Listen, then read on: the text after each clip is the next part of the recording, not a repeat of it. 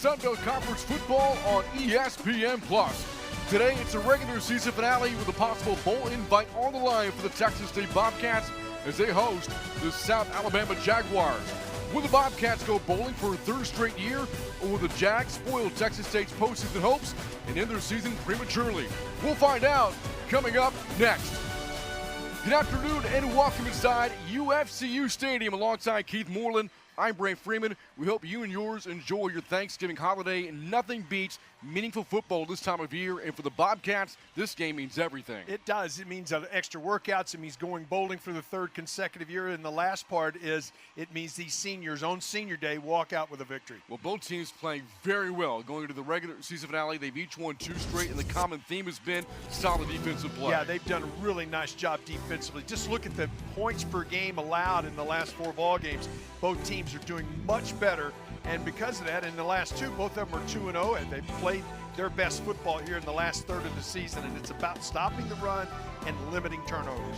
G.J. Kinney's Bobcats got their second straight win with a victory over ULM last week. It was a game that saw Texas State's offense struggle in the first half but came to life in the second. Yeah, they did a really nice job. They got the running game going. They got some explosive plays, and that's important. And if you get short fields, that's why turnovers change the outcome of games across the country, especially when we get to the end of the season. Meanwhile, Major Applewhite's team is coming off the heels of a win over Southern Miss, a game that saw the Jaguars explode for 42 points. Yeah, they have been really good protecting the football. When you look at Bishop Davenport, their quarterback, he's done a better job protecting the ball. And when being able to run the ball, they have been really good. A 1,000-yard runner in their backfield. They want to run it and control the clock and the game. Texas State won the toss. The Bobcats electing to receive. And we'll see Texas State's offense out there first today. There we'll look at Bobcat quarterback Brad Jackson. What a season he's turned in. The redshirt freshman out of San Antonio. Bobcats started Sunbelt play 0-5, but they have since won 2 in a row. And today with a win, bowl eligible for a third straight time for the first time in the team's FBS history.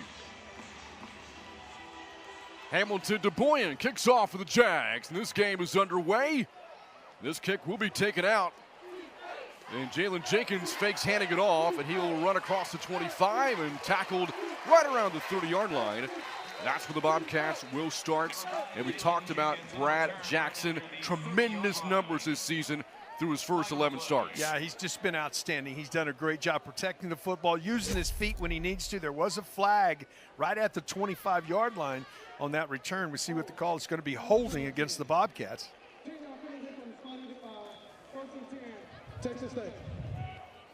But so, the Bobcats, a penalty on the opening kickoff, and that'll put the football back behind the 20-yard line. Texas State will start at its own 15, but long fields have not been a detriment for Texas State this year. In fact, the Bobcats have 12 scoring drives this year covering 80 yards or more. Yeah, they do a good job, and it's all about making that first down. When you're playing offense, it's get into the rhythm and get their hurry up going, and it's about getting that first down and allowing positive yards on the down to go quickly to the next down.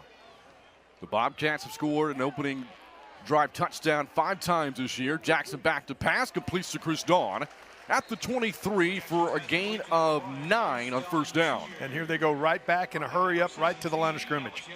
Now the Bobcats struggled in the first half offensively last week, held to 3 points, but in the second half they were not stopped. Lincoln Perry, a first down across the 30. Texas State scored touchdowns of all 4 of their second half possessions last week. Yeah, and they did it in a variety of ways. They were able to throw the ball vertically. They got a good screen game going and a good running game with Lincoln Perry. 2 plays and a first down. The Bobcats operate now for the 32. Down in motion. It's Perry, the senior. Lincoln Perry coming into the day 69 yards shy of a 1,000-yard rushing season. Possible this year the Bobcats could have a 1,000-yard rusher and a 1,000-yard receiver. Yeah, and you just look at it. He's been so much fun. You and I have had the opportunity to cover him for a couple of years. He's so much fun to watch. He is such a tough runner. G.J. Kinney noting this week it is emotional losing a player like Lincoln Perry, one of the 24 seniors playing in his final home game. A dart thrown by Jackson into Jaguar territory. And Texas State's offense moving like clockwork on the opening drive. Well, just great pocket awareness by Jackson. He stepped up right here. You see it just opens up. He finds the receiver, delivers the football. A banged up Jaguar defense. Direct snap here to Lincoln Perry. And Perry turns out a yard or so. Several starters out today for Major Applewhite's defense. Starting linebackers Darius McKenzie and Terrell Johnson, along with a key player in the secondary, Nehemiah Chandler, one of the top cover corners in the country, not available in the secondary. And don't you know, the Bobcats going to take their downfield shots. No question. I mean, I did not know that Chandler was not available until this morning. And, you know, you prepare all week for this game, and you knew he was one of the best in the country. Swing pass to Greg Burrell, and gang tackled. After a short game, will bring up the first third down of the afternoon for Texas State. You mentioned it perfectly. A nice job of everybody swarming to the football. Tried to spin out of it, couldn't get it going. Substitute, big third down here early in this first quarter. Bobcats' second best third down offense in the Sun Belt, converting nearly 50% on third down this year. 3rd and 7. Jackson swings it out to Burrell, and Burrell slips a tackle, reaching for the sticks. And they're going to mark him short, so the first decision of the game coming up here for G.J. Genning. Yeah, he's going to be a full 2 yards short as he tried to get to the outside. And no hesitation as Bobcats are going for it.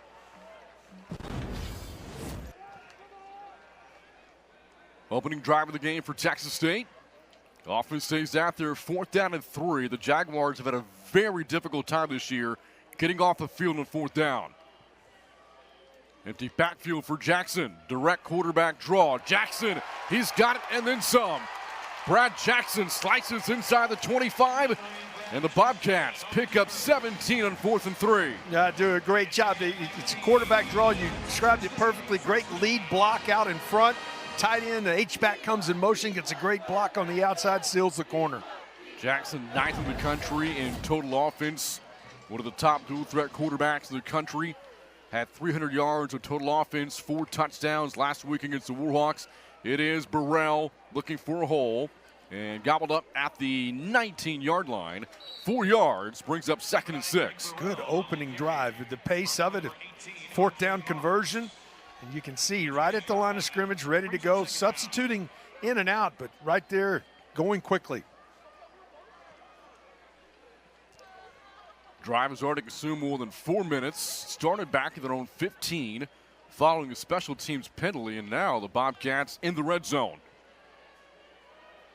The 23rd best red zone offense in the FBS. Jackson to the air, going to swing it out and overshot. A wide open target, the tight end Blake Smith. A misfire from Jackson brings up 3rd down. Yeah, Smith's coming wide open. He may have taken this all the way to the end zone if he gets to it. Just a little bit too much on it from Jackson, trying to get it over to the defender, and another 3rd down. A correction, Ty Stamey, the intended target there for Texas State. One of 3 tight ends they'll use. Difficult to see these numbers right now to see who's out there. So here we go, 3rd down and 5. Perry motions out of the backfield. Jaguars bringing a blitz. Jackson lets it fly, incomplete to the end zone. Looking for Bo Sparks, covered by Javon Henderson, and that'll send out the kicking unit for Texas State. Yeah, a little miscommunication. Sparks was running a go out and up, and he thought it was going to be a slant to Jackson and threw the slant. A little miscommunication leads to a field goal attempt. This will be from 36 yards out for Tyler Robles, who's had a tremendous first year at Texas State. 17 for 19, and he's hit on 10 straight field goals. And make it 11 in a row for Tyler Robles. And the Bobcats strike first in the regular season finale. Texas State, the early lead over the Jaguars. They play for bowl eligibility here at UFCU Stadium. You're watching Sun Belt Conference football on ESPN+.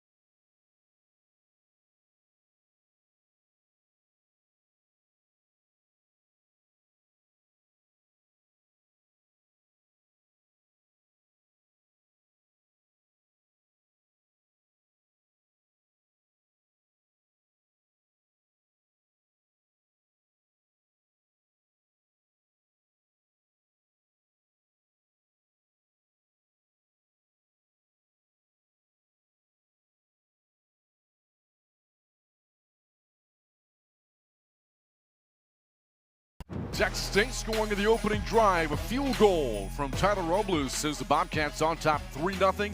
Keith, again for Texas State, the stakes very high. Looking to pick up a win and become bowl eligible. How do they make it happen? How do the Jaguars pull off the upset? Yeah, they got to stay balanced, and I like the balance in that first opening drive for the Bobcats, and stay in the moment. And I say stay in the moment because it is senior day. You are one win away from qualifying for your third consecutive bowl game, something that hasn't happened in program history. On the other side, when you look at the Jaguars, they've got to protect the football. When they were struggling early in the year, they were turning it over, giving it to the opponents. They got to take care of that, and they love to run the football. They have an outstanding running back that he's a guy that you look at when you look at Bullock. He's a guy that can take over a game. He's over 1,000 yards in the season, so they need to establish their running game. And we'll see South Alabama's offense here shortly after the kick from Michael James. And that sails to the 2 and bounces into the end zone for a touchback. And that will give us a look at Bishop Davenport, the junior out of Spring, Texas, a secondary transfer to the program from Utah State today, making his 14th career start. Now you look at him, he's got to take care of the football early in the season. He was struggling with that. He's a guy, you can see his numbers. Those interceptions were early in the year. The last 4 ball games, he's done a much better job of taking care of the football. And he is a dual threat guy. He can put it down if you get pressure on him and run the ball as well. And he has had a great second half of the year. Over the last 6 games, he's accounted for 12 total touchdowns and only 1 interception. That pass is caught across the 40-yard line by Devin Voisin. Before the ball came out, they're going to say he was down, but a really nice job of staying in the pocket. Pocket was collapsing and all around him, and he stood right in there and delivered the football and the first down. Voisin was down. Devin Voisin, top target in South Alabama's passing game. Over 700 yards receiving this season. It is a run-oriented offense, but Voisin will be the one they go vertical to. Now first down and 10 to the first carry of the day for Kentrell Bullock. And stonewalled at the 43 for a gain of a yard. When you know you're playing a running back that can go, and power running back, can get outside, he can get vertical. Those front 7 are going to have a lot on their plate today to get this running game stopped for the Bobcats. Bullock, the reigning Sun Belt Offensive Player of the Week, ran for nearly 200 in the win over Southern Miss and scored 3 times. Play action pass is caught out of the flat. It's Anthony Eager, the catch, second leading receiver of the team. Bobby Crosby forces him out of bounds, and it brings up the Jaguars' first third down of the game. That's a really nice job by Crosby. It's a hard open field tackle out in the flat. If you miss the tackle, you're going to give up the first down. Breaks down and does a nice job to force a third down. The Jaguars have been a very good third down team as of late over the past 4 games, converting 51% of the time. The Bobcats jump, free play for Davenport. Downfield pass sails incomplete, but looking at the yardage, the Jaguars might get a first down via penalty here. I definitely think they were in the neutral zone at the snap of the ball. Yes, that's the call. Defense, number 2, in the neutral zone at the snap. 5-yard results in a first down. So first down via penalty for South Alabama. We mentioned this is a run-oriented offense. Big reason why, Keith, they love to play keep away. Yeah, they play defense sometimes with their offense. There's no question. I've known Major Applewhite a long time, and Coach Applewhite, he's going to take what his guys do best and put it in his offense. And he talked to him this week. He talked about the fact is that we can run the football, and we have to be able to establish that. First down for the Jaguars into Bobcat territory. Davenport will keep it himself, and he takes a shot. Big hit from Texas State's defense. And coming in to make the play, Traylon Payne, and with that, his 99th tackle this season. Well, I'd say what, they tried to run a little zone read that time, and pull it out as a quarterback. You don't expect to get popped like that. And Davenport, not somebody who runs the ball a ton. His rushing touchdown numbers are up, but not big on yardage. Loss of 2, putting the Jaguars behind the chains. Second down from midfield. And it's a play-action pass. It is caught. First down, South Alabama. Jeremy Scott, the catch. And that'll move the chains inside the 35. A little RPO that time and run perfectly. Now, here's that little hurry up. South Alabama doesn't go quick, but they do sometimes, and here they are. After gain of 17, and this is Keenan Phillips. And Phillips takes a hard hit. Texas State's front seven, good defensive play there. Tymer Jackson to the tackle, another loss of 2. How about that play by Jackson that time? He just stood back in the hole. And, boy, tackles for losses. That's been key to this defense all season long for the Bobcats, and try to put the opponent negative yardage downs. Well, we know Jackson's chomping at the bit to get back out there. He's missed the last 2 games because of suspension following the post-game altercation with Louisiana. Second and long, Davenport. A little rollout pass is caught. And corkscrew down to the 29-yard line is Miller McCrumbie, the tight end. And the Jaguars are looking at 3rd down and 7. That's another good open field tackle right there. You get out in space, you got to square up. A big tight end and make the tackle and bring him down. Another big 3rd down. Both these clubs have been good on 3rd down so far in this ballgame. The last time the Jaguars had 3rd down, they converted because of a Texas State penalty. They'll call it 3rd and 6 from just inside the 30. Davenport hands to Bullock, and Bullock only gains a yard there, maybe 2. Payne in on the stop along with Emma Palasi-Logi. That'll bring up 4th down. Well, you look at it, the reason you make that call is you're going for it 4th down. I could have told you, if you're going to run 3rd and 7, that means in your mind as a head coach, you're going to go for it on 4th down, and that's what they're doing here. That's what the Jaguars are lining up to do. 4th down and 5 at the 28. We see a hard count here from Davenport. Good call.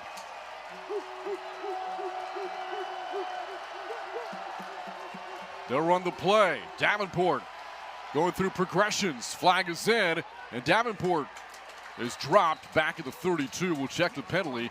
Looks to be in the neighborhood of a hold against the Jaguars. Yeah, it's going to be declined, and this ball's going to go over on downs. Just great coverage in the secondary that time. Offense, number 72. That penalty is declined. The football goes over down, 1st and 10, Texas State. So a turnover on downs for Dexter McCoyle's defense, and the Bobcats take over. Well, you look at it. Look how much long time he had to throw the football. That's a coverage. That's doing a great job in the secondary with no place to go with the football. And that'll lead to a timeout on the field.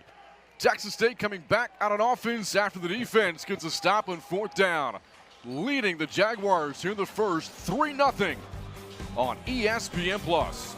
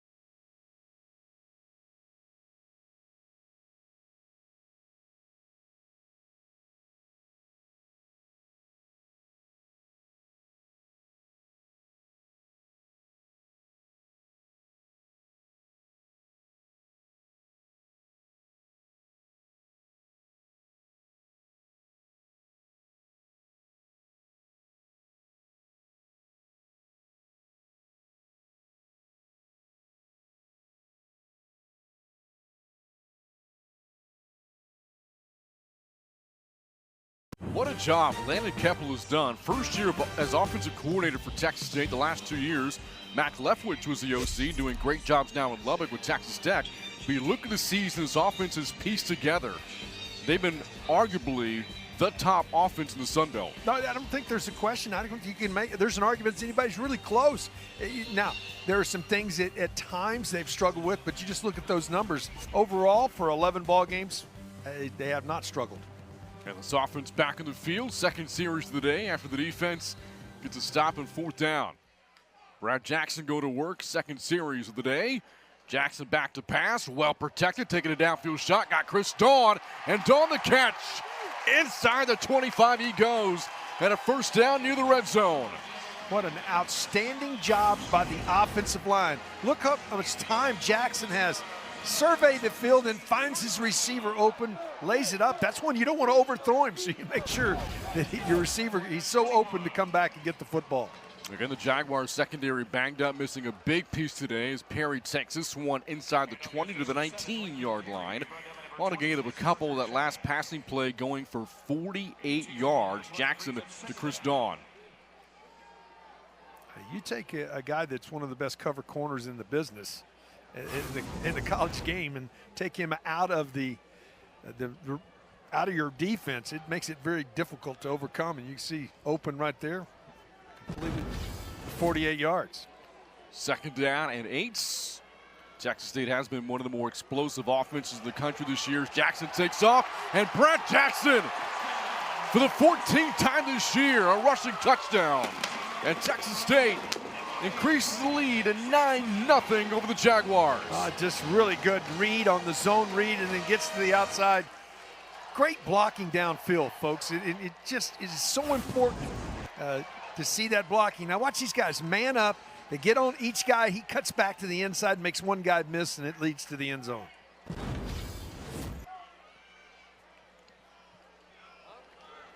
A 3-play, 69-yard drive for Texas State.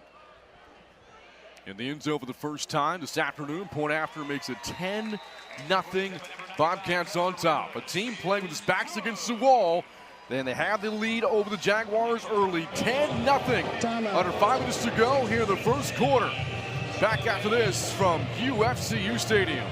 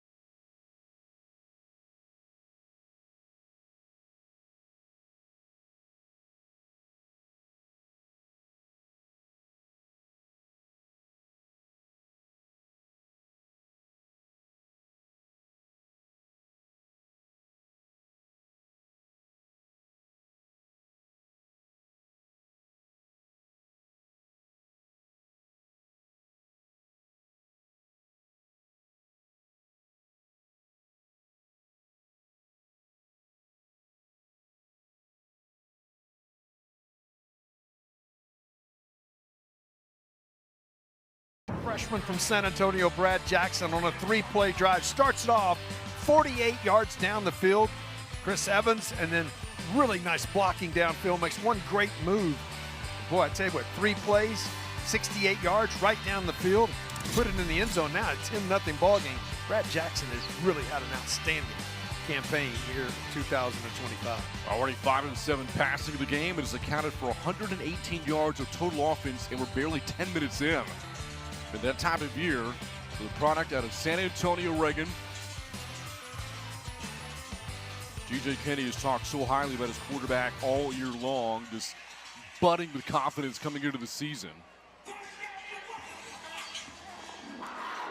As he makes his 12th career FBS start, his team on top 10. Nothing but fair catches made on the ensuing kick. Jaguars coming out for the second series offensively, and they want to feed the ball to Kentrell Bullock, who's had some big games this year for the Jaguars. And when he gets going, the team tends to win ball games. No question about it. I mean, he's a guy he's a power guy. He can also get you an explosive run here and there. You can see his numbers. He's just been outstanding at times. He's over 1,000 yards on the season to this point. Now, trailing 10-0, you don't have to get away from the running game, but they need one of these drives that takes some time off the clock and comes away with points. So again, the Jags 3-1 when he rushes for over 100 yards. When he doesn't, 1-6. And there's Davenport on the keeper, and Davenport, nice run across the 40. Good first down play in the opening play of the series for the Jags.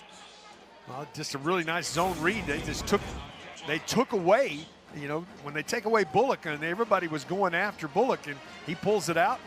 Good running start there, across the 40 to the 42. You might be wondering why the Jaguars elected to go for a 4th down in their first series of the game, and you might think they're being aggressive, nothing to lose. They're playing their role as spoiler, but also there have been a lot of struggles with the kicking game this year. Yes, they have. And that may have played a factor in Major Applewhite's decision. Davenport off the play fake, throwing it a double coverage, and it's incomplete. Looking to find Voisin, and again, there were 2 Bobcats down the field.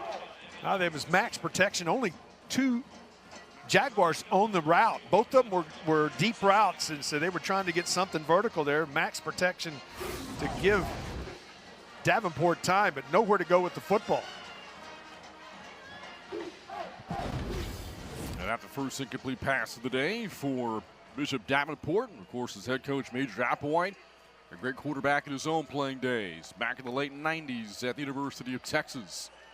2nd down and 10. It is Bullock, and Bullock has just had no running room so far in this game. Bullock has run now 3 times for 3 yards. They just loaded the box and are just basically saying, you're not going to run on us, and done a great job of holding that. Mass wholesale changes on the defensive front for the Bobcats. Now, the last 2 weeks, both wins for the Jaguars. Collectively, they have run for more than 460 yards and 10 rushing touchdowns. So far in this first quarter, as a team, 7 carries, 12 yards. Davenport on 3rd and 10. Rush coming, and that pass is caught. Voisin with the catch, and a 1st down into Texas State territory. Well, this is a All-American throw right here. In his face, had to throw it between the defenders, to the outside in great coverage. This is just a fantastic throw. That's what makes you a Division I quarterback right there, to be able to make that throw. The blitz coming right in his face. Davenport converts on 3rd and 10. 1st down into Bobcat territory. Here's a big run, and it's Bullock down the sidelines, and a touchdown-saving tackle is made inside the 25-yard line. His first explosive run of the day. Now they got a good seal on the outside, and you see what he brings to the table. He just gets through that first edge and then gets to the outside, shows that speed, and that is a touchdown-saving tackle. Made by Kamari Terrell.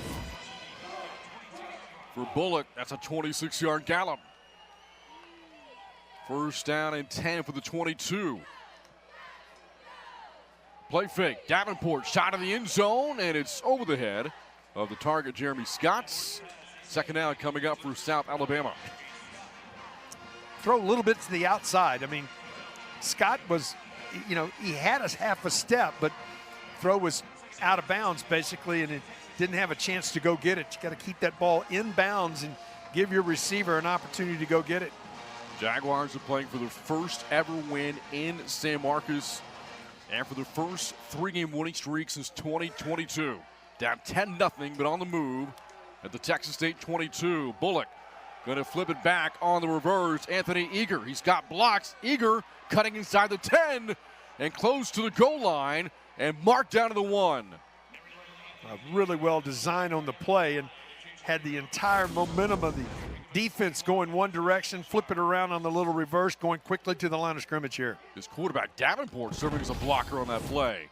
And here's Bullock, who powers into the end zone for the touchdown. 14th this season, tied for the Sun Belt lead. I just announced that was a gut check drive. You're down 10-0 on the road. Your defense hasn't really thrown up much of a stop yet, and you had to have an answer, and that was just an outstanding answer from the Jaguars. So Kentrell Bullock finding pay dirt.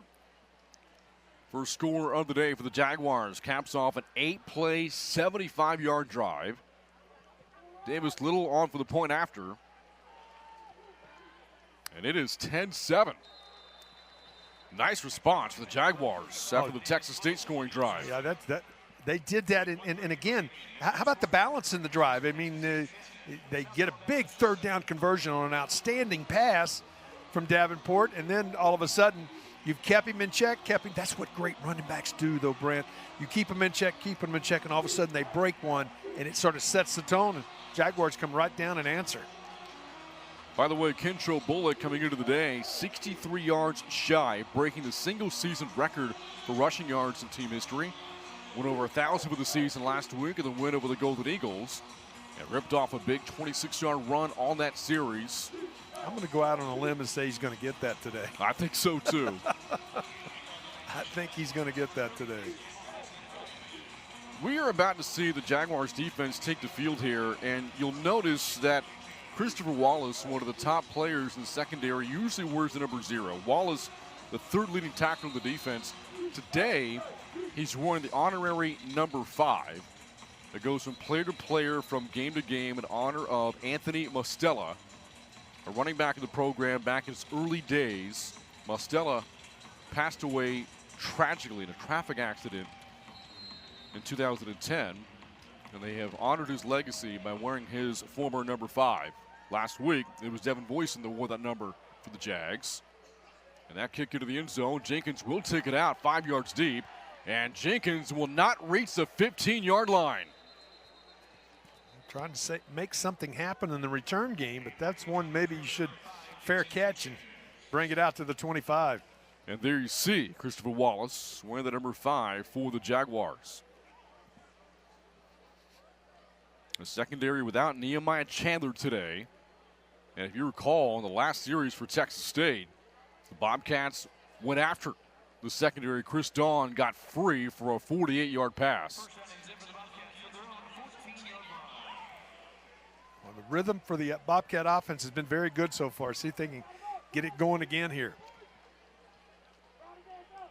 The third series of the afternoon for Brad Jackson starts from behind his own 15. A strike to the tight end, Blake Smith. Corkscrew down to the 21. Picks up 7 on first down. A real nice job of just finding that quick receiver. That's the extension of the running game. Just found that void in the zone. As we've seen the Jaguars play a lot of zone here early in this ball game. Coming up in the final minute of the first. Blitz coming for the Jags. It's a keeper for Jackson. And Jackson into the teeth of the defense. Looks to have enough for the first down. One of the defenders in on the stop there, Blaine Myrick, the preseason defensive player of the year for the Jaguars.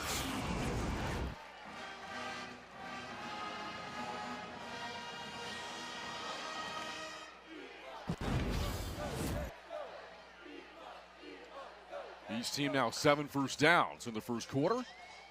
40 seconds to go.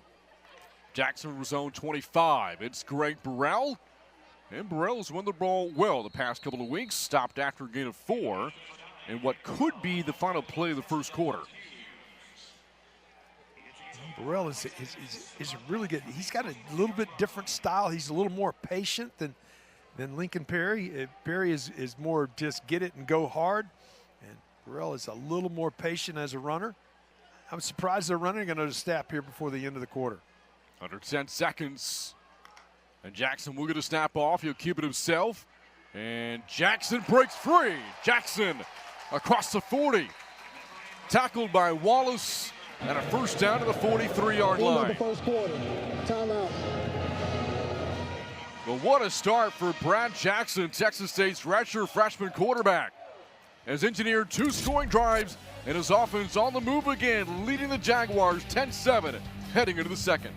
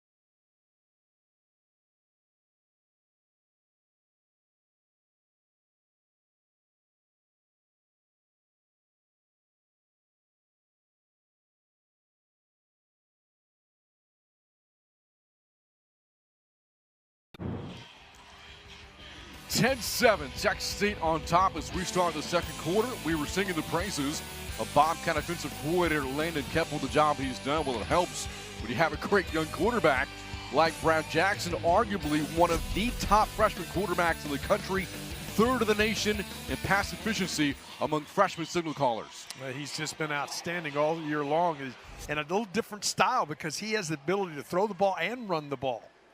First down, it is a run, and this is Lincoln Perry off the left side, and Perry brought down around midfield. Tackle eventually made there by the Jaguars' Achilles Woods. After gain of 6, hurry up offense, Texas State, direct snap to Perry, and Perry squeezing ahead, and he's got the first to the Jaguar 46. How about that direct snap? Right at the last minute, Jackson moves over. Perry takes a direct snap, gets the first down. Lincoln Perry, again coming into the day, 69 yards shy of 1,000 for the season. It is up to 24 in the afternoon. So we expect both running backs to hit milestones here today. Yeah, I absolutely do. And the other part of it is we're through a quarter and Bo Sparks does not have a catch yet. That is unusual. First and 10. Maven Anderson in motion here after the Lincoln Perry run is Greg Burrell taking his turn carrying the football. And Burrell, the transfer out of UNLV. Gang tackle to the 40-yard line, gain of 6.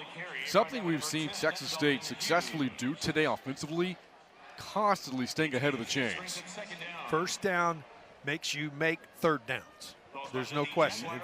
If you can have positive first down, it helps you on third down. That was the goal of G.J. Kenny's coming into the game. We had to stay ahead of the chains, win the first 2 downs. Also wanting his team to stay mentally locked in given the stakes here today. It's Burrell on second down, and Burrell close to a first down, right at the 36.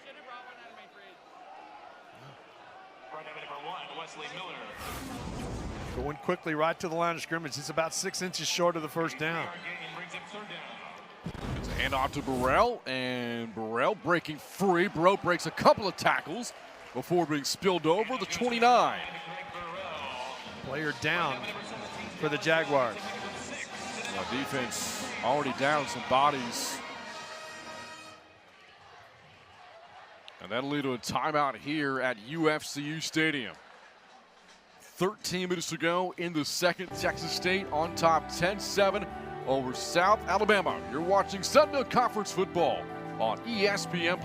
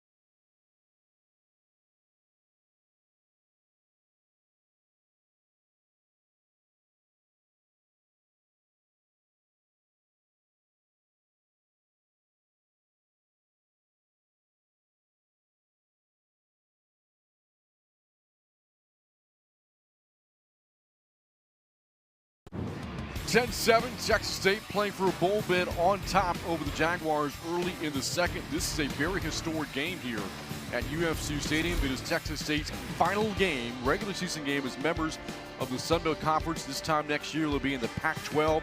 You look at some of the highlights, bowl eligible at this point 4 times, over 30 conference selections, a couple of draft picks for Texas State, and David Mayo, a linebacker, back in the early days of the conference, Defensive Player of the Year back in 2014. Yeah, you look at it, it is a historical day with a lot of changes in 2026. 13th and final season for the Bobcats in the Sun Belt. Jackson on the RPO, finds Chris Dawn, gets a block, makes a cut, and Dawn down to the 11-yard line. Boy, you got to be so disciplined as an offensive lineman to know that he's going to pull it out to the outside and not get downfield, because he was right at the edge of the line of scrimmage, gets it to the outside, really nice RPO, gets it down into the red zone. And for Chris Dawn, his 3rd catch, up to 75 yards of the day. And on direct snap to Lincoln Perry, looking for some blocks, and Perry stacked up just short of the 10. And under the tackle there, Wallace for the Jaguars, and that's going to bring up 2nd down and 10 for Texas State. That's the 3rd time in the ball game we've seen Perry take a direct snap. 11th play of the drive coming up. Bobcats this year rattled off 26 drives of 10 plays or more. Blitz coming on 2nd down. Jackson the keeper, and he takes a hit. Drop for a loss of a couple of yards, and that's going to bring up 3rd down and long. Yeah, that's an overload. You're just bringing more folks. He read it perfectly on the zone read, not giving it to Perry, but when he pulled it out, there's just too many folks because everybody was coming on the blitz. Now this is a proverbial 4-point play right here. Parker Shattuck on the tackle there for the Jags. A team that struggled to get stops in the red zone this season, looking to get one here. Empty backfield for Jackson, back to pass, wings that to Perry. A high throw, though, and off his hands. Incomplete. And that'll send out Texas State's field goal unit for the 2nd time. That's nice defense. That's playing red zone defense to get the stop, come with the blitz. That time they laid back, playing zone. And nowhere for Jackson to go underneath. He tries to slide it to the outside to Perry, and it just overthrew it. It's going to lead to a field goal attempt. So here's Tyler Robles. Out to Tim from 31 yards away. Looking to hit on his 19th field goal of the season, and he does just that, capping off a 13-play drive that eats up more than 5 minutes. Extends the lead for the Bobcats to 13-7. 11:08 to go in the 2nd. Bobcats on top of the Jags here on ESPN+. Timeout.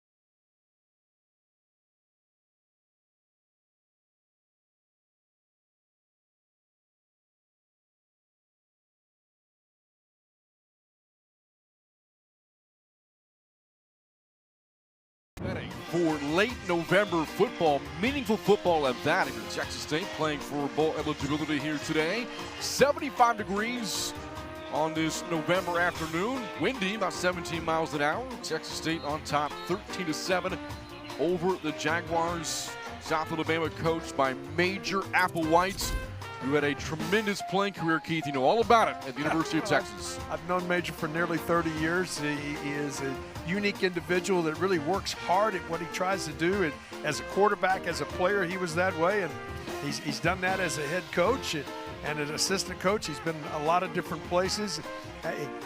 He is such a positive person to be around. That's the thing that probably amazes you. He rubs off on you when you're around you. And you know that he is, and he's an offensive guru. He creates some different things that he'll do offensively. Tough to, when you're a defensive coordinator, to try to build a game plan against a major Applewhite offense. There have been so many great quarterbacks at the University of Texas, and again, you saw that stat there. Majors had 48 passing records as a Longhorn, and if you recall, there was that huge quarterback battle between he and Chris Sims. Well, it's just Mac Brown. You won't talk about it still today. It was the head coach because he had two good ones on campus at the same time. And there a look at Bishop Davenport for the Jaguars. Good start for him today. Engineered a scoring drive last time out. Major was the offensive coordinator for Kane Womack at South Alabama before Kane left to take over as DC at Alabama in the SEC. And now the offensive coordinator for the Jaguars is Paul Petrino, former head coach in the Sun Belt when Idaho was still in the SBC. Series start to the 25-yard line for Davenport. Bobcats showing a blitz. They'll bring 4. Davenport steps up. A lot of running lanes to choose from, and Davenport goes right up the middle and to the 37 for a first down. Well, a really nice job by Davenport, realizing that in the zone there was nothing coming open, and he saw the parting of the Red Sea right in front of him. You can see that just open up and puts it down and gets the first down. It was a slow start for the Jaguars running game, and now picking things up here. As a team, they're averaging over 6 yards a carry. On first down. And it's Davenport again, and Davenport in the backfield, drop on loss by Tymir Jackson. Well, that's just a great play by Jackson. It's a tough tackle, held his ground on the outside, didn't allow him around the outside, and not only a tackle, but a tackle for loss. For Texas State, 4th TFL already in the game. The Bobcats ranking 14th nationally, tackles for loss this season. A loss of 3 as we hit 10 minutes to go here in the second.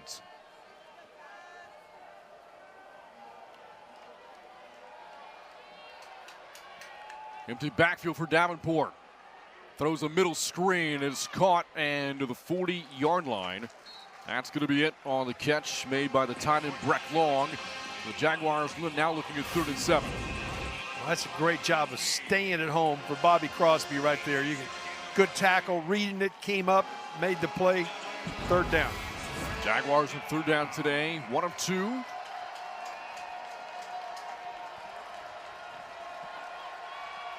Fourth best 3rd down offense in the Sun Belt coming into the finale. Davenport steps up, pocket collapses, and he's dropped at the 41, well short of the first down. We could have something that's an unusual when you play, these two teams play, a punt coming. Donterry Russell on the tackle for Texas State. Got to look at the two coordinators, Paul Petrino and Dexter McCoyle. It is McCoyle's defense who comes up with a stop. Punting in this direction, we had a pretty stiff breeze out of the south. Watching in pregame, balls were not going too well left to right on your screen. Alexi Pulkkinen, the junior from Hinsky, England, punting here to Bo Sparks, and that punt will bounce into the end zone for a touchback. Wow, he just drove it through this breeze that time. That was a bullet. That's how they do it, Keith, back in England. Yeah, I'm just telling you. Doesn't matter about the breeze for him. He kicked it right through it. Timeout on the field, 8.5 to go in the half. Texas State with the ball and leading by 6 here at UFCU Stadium.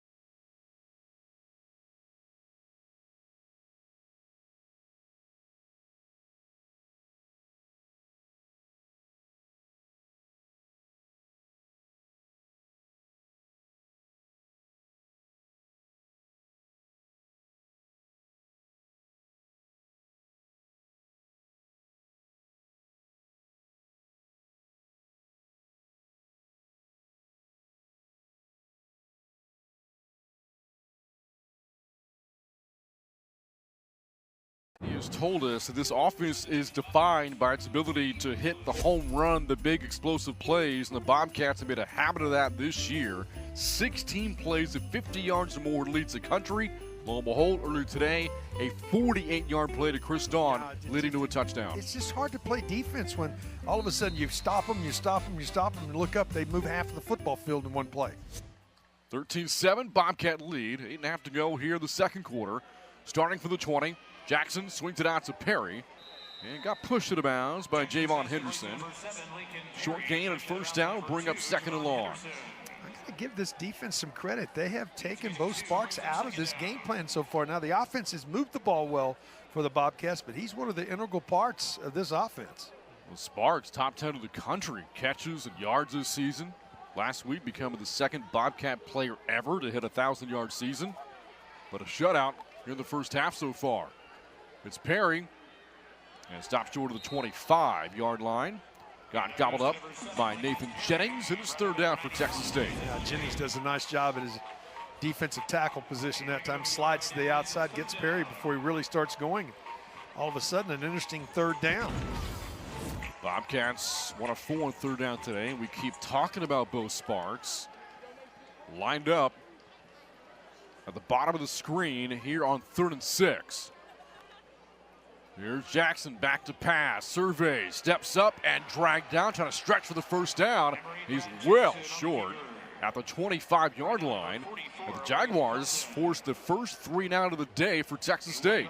Well, we hadn't had a punt, and all of a sudden now we got 2 possessions back-to-back with punts. That was something, Keith, we saw a lot of it the first half last week. What a bizarre first half that was. Yeah, it was. It was a lot of 3 and outs and a lot of punts. In this half, we went deep into the second quarter before we had our first kick of the day. David Nunez, as you look at Bo Sparks and his catches first half, only 8 punts over the last 3 games. His first of the day here, out of bounds, and they'll mark it out at the Jaguar 30-yard line.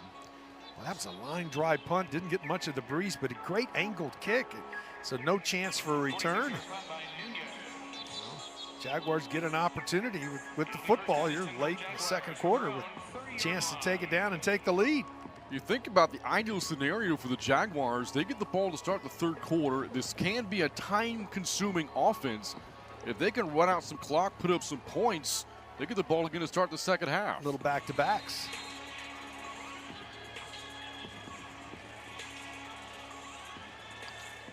Davenport so far today for the Jaguars, 6 of 8 for 60 yards.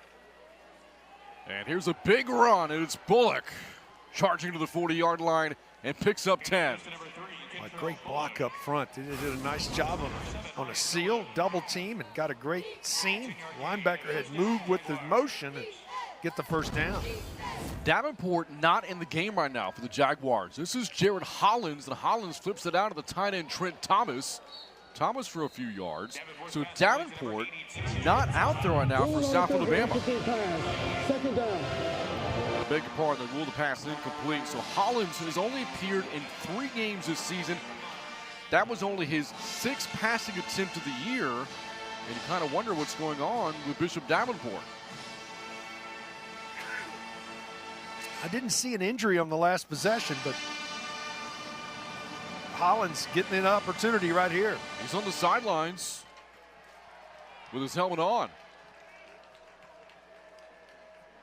And here's a run for Bullock, and that is swallowed up. Big tackle for loss from Cameron Washington. Another TFL for Texas State's defense. Bullock did not know he was supposed to take the football. It was almost a weird exchange. It was fortunate it wasn't put on the carpet because Bullock wasn't sure he was going to get it, and instead he does hold on to it, get to the outside, but another TFL, and now a 3rd and long.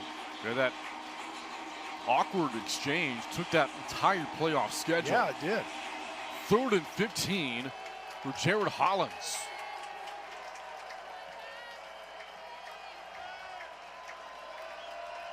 Texas State's going to only rush 3 here.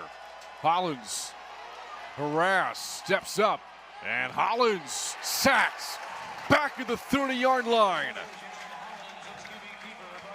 trying to set up a screen to Bullock on the outside. It was taken away, and Hollins did a smart thing.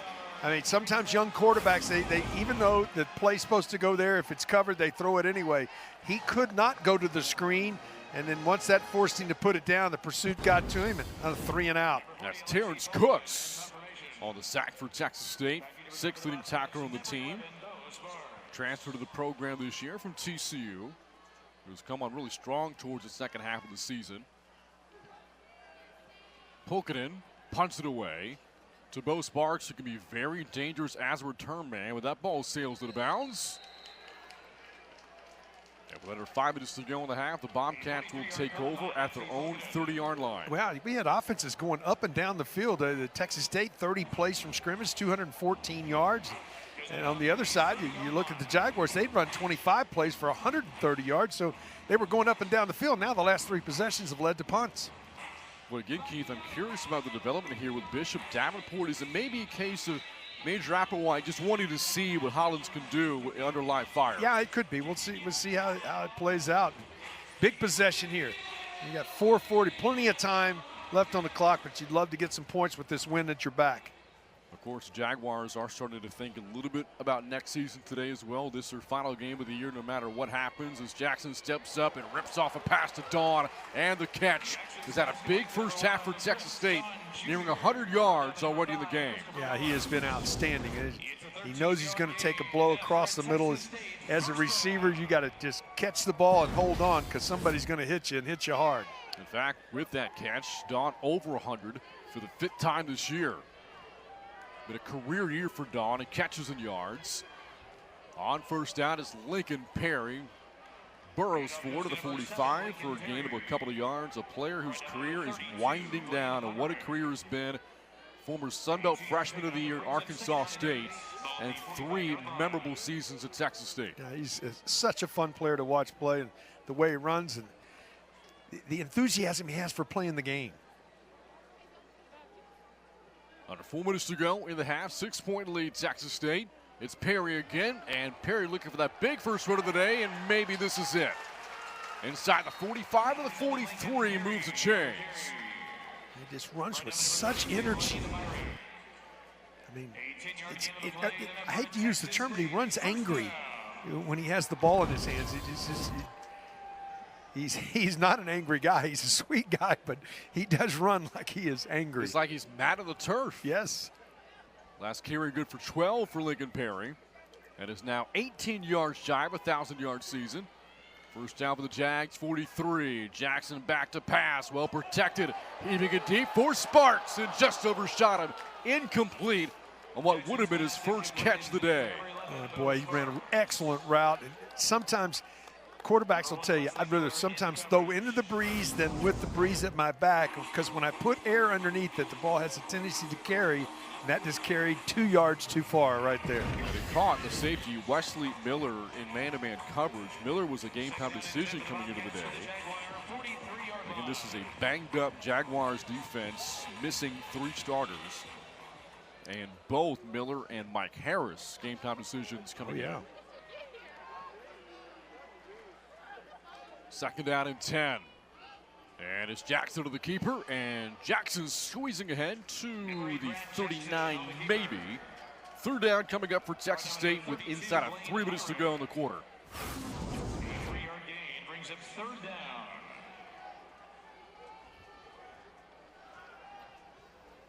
Now they can't take it down to the 2-minute timeout. They'll have to snap the ball before then. Bobcats on 3rd down today, 1 of 5. Uncharacteristic for them as Smith comes in motion. Jaguars a 4-man rush, pass over the middle for Perry, incomplete. Unable to haul it in, and that'll bring up 4th down. And it's just too far to attempt a field goal here. It'll be a 57-yarder. I think you got to punt this ball away. But Perry just dropped He didn't see it. It was like he didn't know it was coming. Well, send out the punting unit for Texas State. Bobcats a promising drive, stalls at the Jaguar 40.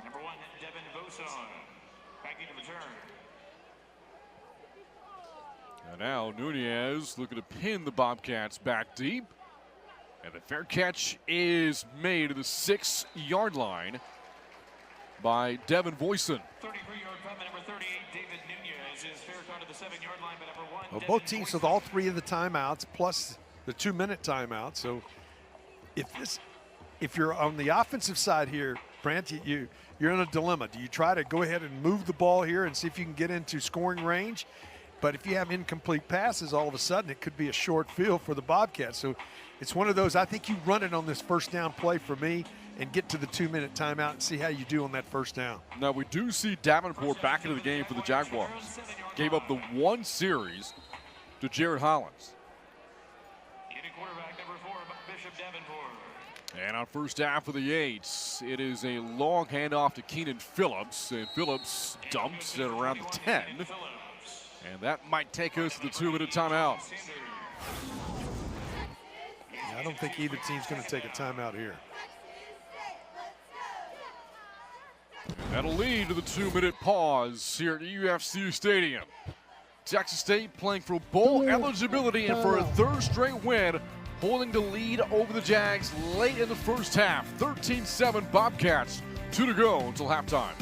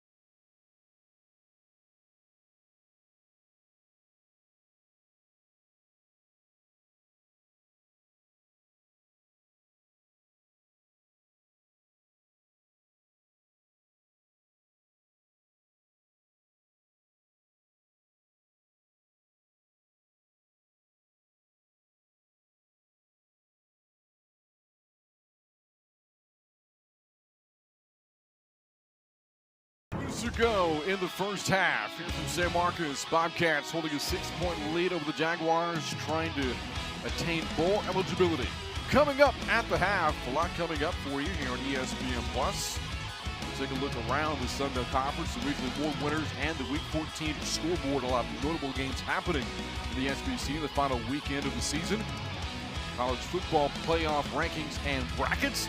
First half highlights and stats also coming up here in San Marcos as Voisin takes it out of bounds. The pass from Davenport stops the clock with 1:56 left. The Jaguars now looking at 3rd down and 2. Big play right here. I mean, this is a difference where you continue the drive or you have to punt the football away, and Texas State has all 3 of their timeouts. So it's a big play here in the half. Neither team has played well on 3rd down today. Collectively, the two teams 2 of 10. Only 1 conversion for each. Third down and a long 2. Davenport runs outside and a first down and then some. To the 25 he goes before being pelted out of bounds by Crosby, and that'll keep the drive moving for South Alabama. Really nice play right there. Now they can get into their hurry up. That call stopped the clock. They're out to the 25-yard line with all 3 timeouts, and they get the ball to start the second half. Possession started to the 7-yard line. If you're thinking about field goal range for the Jaguars, that's a really hard question to answer because they've had so many kicking issues this year. Davis Little has been the place kicker of duty over the past 3 games. His longest this year, his only field goal this year, is from 23 yards away.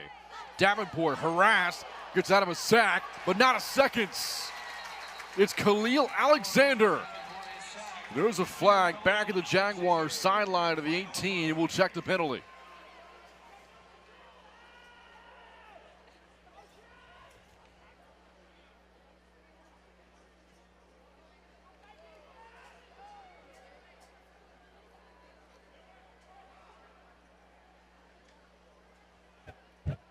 Sideline warning, South Alabama.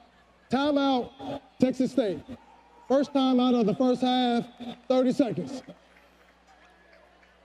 Well, you get the negative play, Brant, and when you do that, that's why the Bobcats take that timeout. Plus, the other part of it, you're thinking about a kicking game. Into this breeze, it's going to be difficult to get into field goal range going from left to right on your screen, from north to south. But on the other side, Bobcats have that good breeze at the back, and watching pregame warm-ups, these kickers were making it from 52 to 55 pretty regular. I mean, the distance was pretty easy going in that direction. So if you can get the ball back and get the ball to the 36, 37-yard lines, you got a shot. After a look at the breeze on display with the flags at the top of UFCU Stadium. Close to 20 miles an hour today. In the huddle there is Paul Petrino, again, the offensive coordinator for South Alabama. Was promoted to the role of OC over the offseason. Talked about his time coaching the Vandals, 9 years as the head coach of Idaho. Meanwhile, Dexter McCoy, his defense playing much better towards the end of the season. In the first 5 Sun Belt games, the Bobcats were giving up on average more than 40 points per game, but only 28 of the 2 games after. Second down, 16. Davenport swings it out. It's Phillips, turns upfield, and Phillips escorted out of bounds near the original line of scrimmage, and it's third down coming up. That really helps the Bobcats. You don't have to use a timeout, stops the clock. Huge play here. Only 4 yards of the game.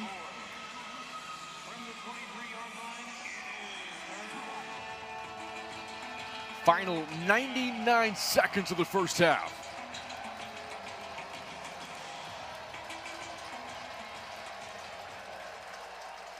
Davenport, conservative play call as Phillips the carry, tumbles to the 31. Well short of the first down, and G.J. Kinney will call for his second timeout. Timeout, Texas State. Second timeout of the first half. This is going to lead to a punt and see if they can get Sparks, who is, as you mentioned, a dangerous return man, and also punting in this direction. Now, let's say that the first one was a line drive, 65-yard punt into the breeze. Texas State's G.J. Kinney, 33-18, his record as a head coach. 21 wins at Texas State. 4th most in the program's Division I era, FCS and FBS. And then one magical year at Carter Word. And his bread and butter's been offense with playmakers like that guy right there, Bo Sparks. Although Sparks today, a very quiet first half. Yeah, he does not have, he has 1 target that I remember. Now Sparks also making a lot of headway as a punt returner. And because of that, not a lot of balls have gone his way this year. Punters trying to avoid him. Had a punt return for a touchdown a year ago against Georgia State. And here is the punt from Pulkkinen. And again, the goal, don't let 11 touch it. Out of bounds with 1:26 left. Yeah, this is going to come up to about the 35, 36-yard line, I got a feeling. It's actually further than that. They mark him out at the 40. So basically 25 yards to field goal range. And that was only a 29-yard punt there for Polkanen, who was preseason second team All Sunbelt coming in, but kind of an underwhelming year. 9th in the Sunbelt in punting this season. And the Bobcats good at starting field position here, taking over at their own 40-yard line. In fact, this is the best starting spot the Bobcats have had in the game.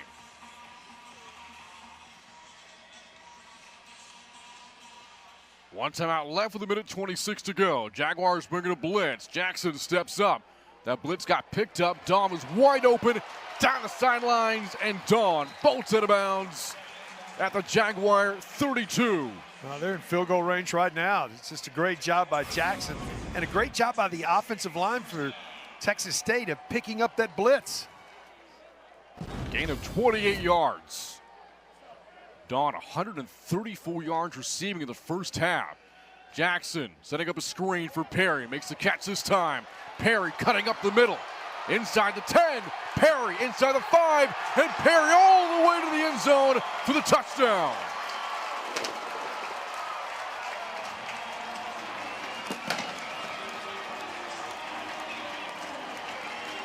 How big is that stop now and force the punt? 2 plays, 60 yards right down the field. And get some separation to the Bobcats. 32 yards on the touchdown play for Lincoln Perry. Got those first 2 blocks, and then after that, it was all Lincoln Perry bowling his way to the end zone for the touchdown. And the Bobcats is swinging gate look here on the point after try. And direct snap, Blake Smith will throw it out to the end zone, and it's caught for the 2-point conversion. Caught by Titus Lyons on a tight end to tight end connection. Well, how about this? I mean, this late shift is something you work on throughout the week. You think about using it. How about Coach Kimmy pulling that out and saying, let's try it right here? And they do a great job of getting to the outside. And then that throw looked like an everyday quarterback, because that's not an easy throw on the run because the receiver was not that open. But the pitch and catch goes for 2 points. Look at the numbers for Texas State's offense in the first half, over 300 yards offensively. The Bobcats are averaging 8 yards a play. Brad Jackson, 11 of 16 passing. The ground game is chewed up 123 yards. Balanced, efficient attack for G.J. Kinney's unit, helping build this 14-point lead. It's been, the first half has played exactly the way they wanted to. And Jaguars have not been able to sustain enough drives offensively to, especially with the running game, to use some clock. But because how quick did Perry? You see, this is a great, outstanding run after the catch. And into the end zone, a 2-play, 60-yard drive. And then the 2-point conversion after, Blake Smith to Titus Lyons. 2-play, 60-yard drive. It took all of 18 seconds. Squib kick. And it'll be fielded by Phillips at the 12. And Phillips brought down short of the 20-yard line. And that's where the Jaguars will take over, down 2 scores with 64 seconds to go. Well, they have all 3 of their timeouts, so it's about the first down play. And if you get something positive, maybe 8, 10, or especially if you get a first down on your first play, more than 10 yards, stop the clock, you can get into your hurry up.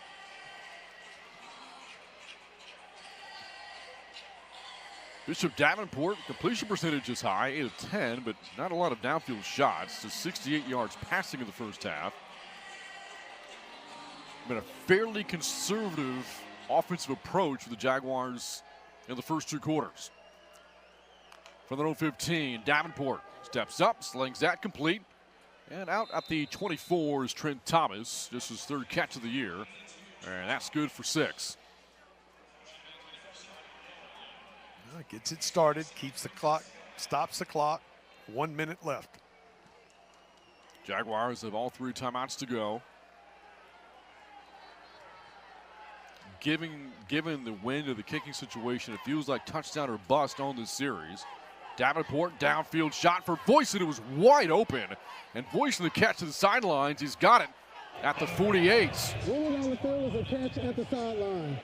Well, it's close to the sidelines. He just came wide open on the outside and nobody there. Boy, did he get a ball down? I think he got 1 foot down and secured the football. The catch at the sideline. The previous play is under video review. Timeout.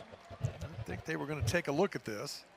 Well, I'll say this too. Davenport's pass took Voisin to the sidelines, creating this dilemma here. But if he takes him up the field just a little bit more, Voisin's gone. Yeah, he's behind the secondary. You see Texas State sideline emphatically saying incomplete. The angle that we got there, I think this call's going to stand. Well, it was the first view that we got to see was sort of inconclusive to whether he was in or out. I mean, it was called on the field that he was in. See if we get an opportunity to see it again.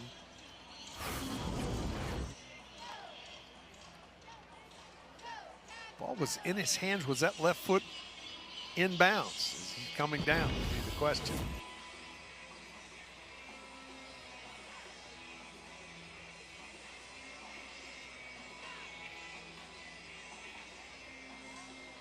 Still under review. Our head official today, Trennis Livingston. The replay official, Colin Backert. Here's another look at it. Catch, what now? Well, looking at that angle, the way we slowed it down, that left foot does come out of bounds, maybe before Voisin secures the catch. This is going to get overturned.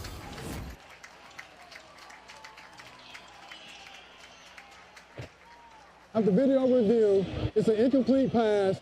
It'll be 3rd down and 4 at the 22-yard line. And don't you know, at end of season film review, Bishop Davenport's going to look back at that throw and want to have it back. Yeah, because if he just leads him up the field, as you mentioned, not only I think it's a completion, I think it's a touchdown. That wipes out a 25-yard completion. And it's 3rd and 4.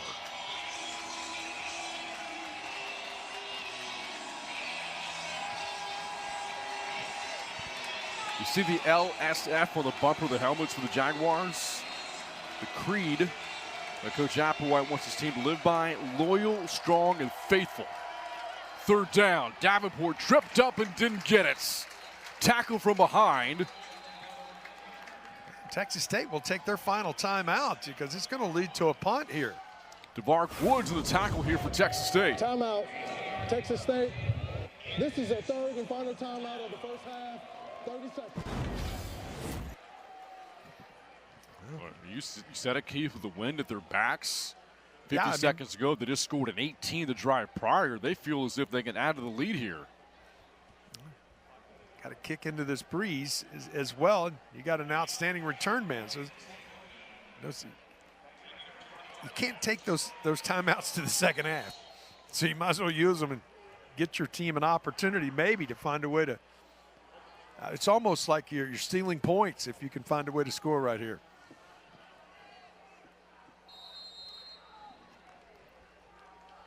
This will be the 4th punt of the half for Lexi Pulkkinen.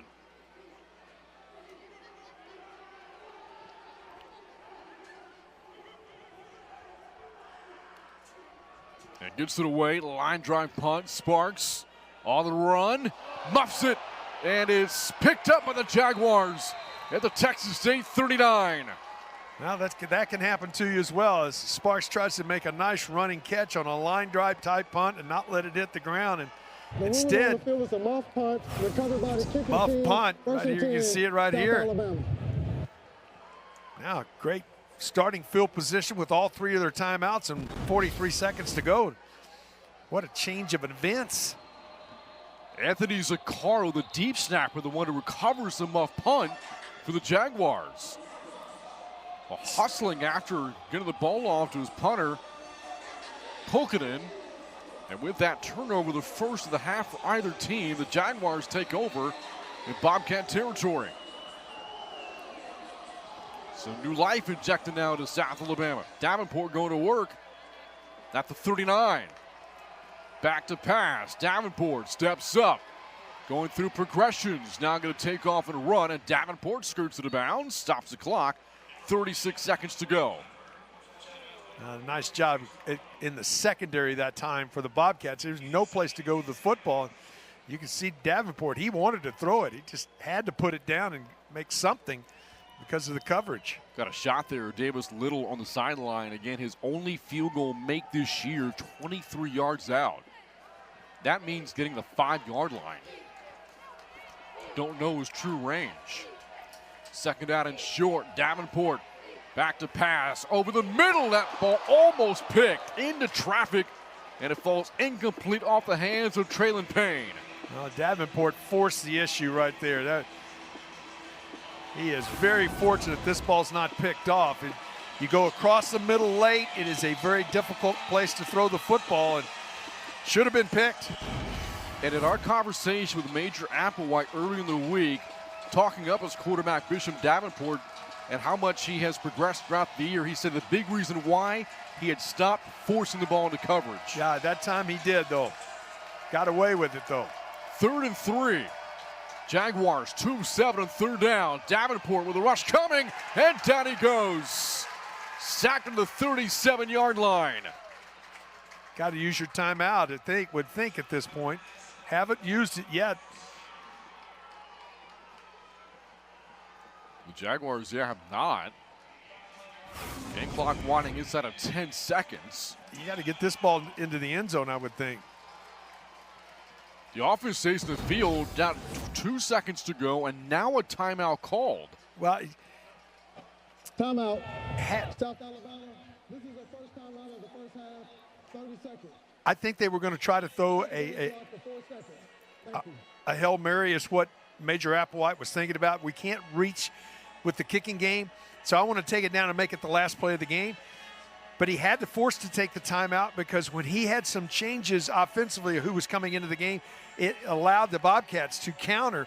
And because of that counter, they were going to hold the snap. So he had to use the timeout to preserve the opportunity to run that one play here. If the Jaguars were to attempt a field goal from this spot, it'd be 55 yards out. I just don't think that's happening into this breeze. Yeah, that's hard for an accomplished kicker.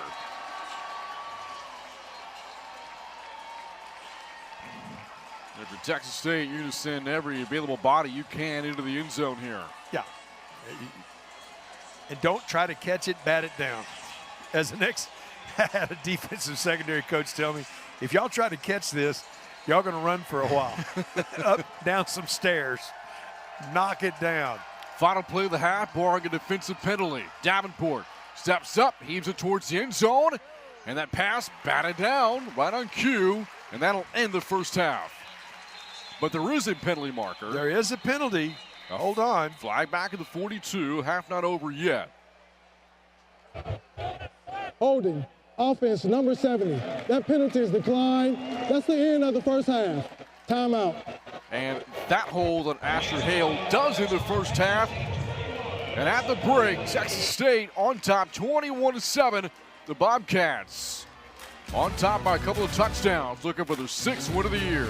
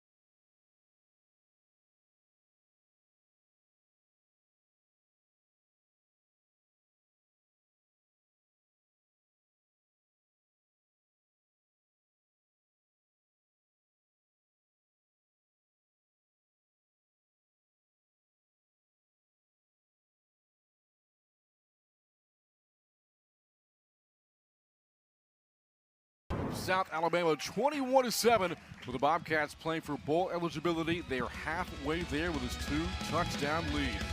Get all of ESPN college football all in one place with the all-new ESPN app. Unlock the ESPN Unlimited plan or log in with your TV provider. Also, be sure to be on the lookout for more coverage of Texas State athletics and the Sun Belt Conference on ESPN Plus, including women's basketball tomorrow as the Bobcats host Prairie View A&M. And again, available on ESPN Plus. Your score at the half: Texas State 21, South Alabama 7. When we come back, we'll talk more about the Sun Belt Conference after this from San Marcos.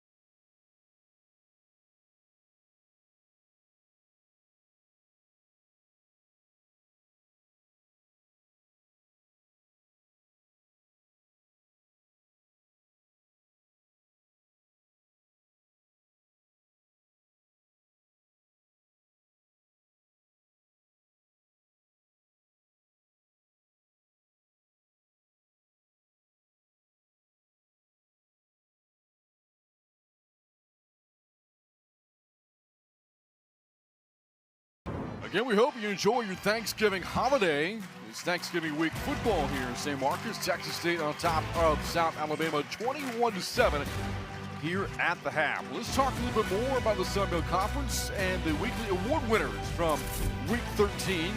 One of them we're seeing today, Kentrell Bullock for the Jaguars against Southern Miss last week.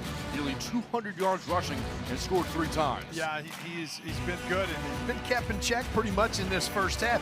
And the score now dictates it here at 21-7 halftime. May not get as many touches as we normally would because they're going to be in a passing mode. Drew Spinogatti Defensive Player of the Week from JMU, helping lead the Dukes to a win at home over Washington State in a non-conference game. And Ian Ratliff, the Special Teams Player of the Week, representing Appalachian State. From that, the Sun Belt Conference Week 14 scoreboard. And the big one we're keeping our eyes on is in Hattiesburg. The winner between Troy and Southern Miss will represent the West Division in next week's Sun Belt Championship game. Yeah, and if you remember, less than a month ago, or right at a month ago, where Troy was in real trouble, they have really come on here in the month of November. And also, two of these games, bowl eligibility on the line.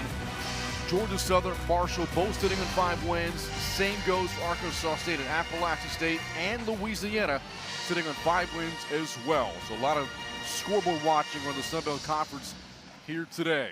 Our score at the half: Texas State 21, South Alabama 7. We'll talk about the college football playoff after this on ESPN+.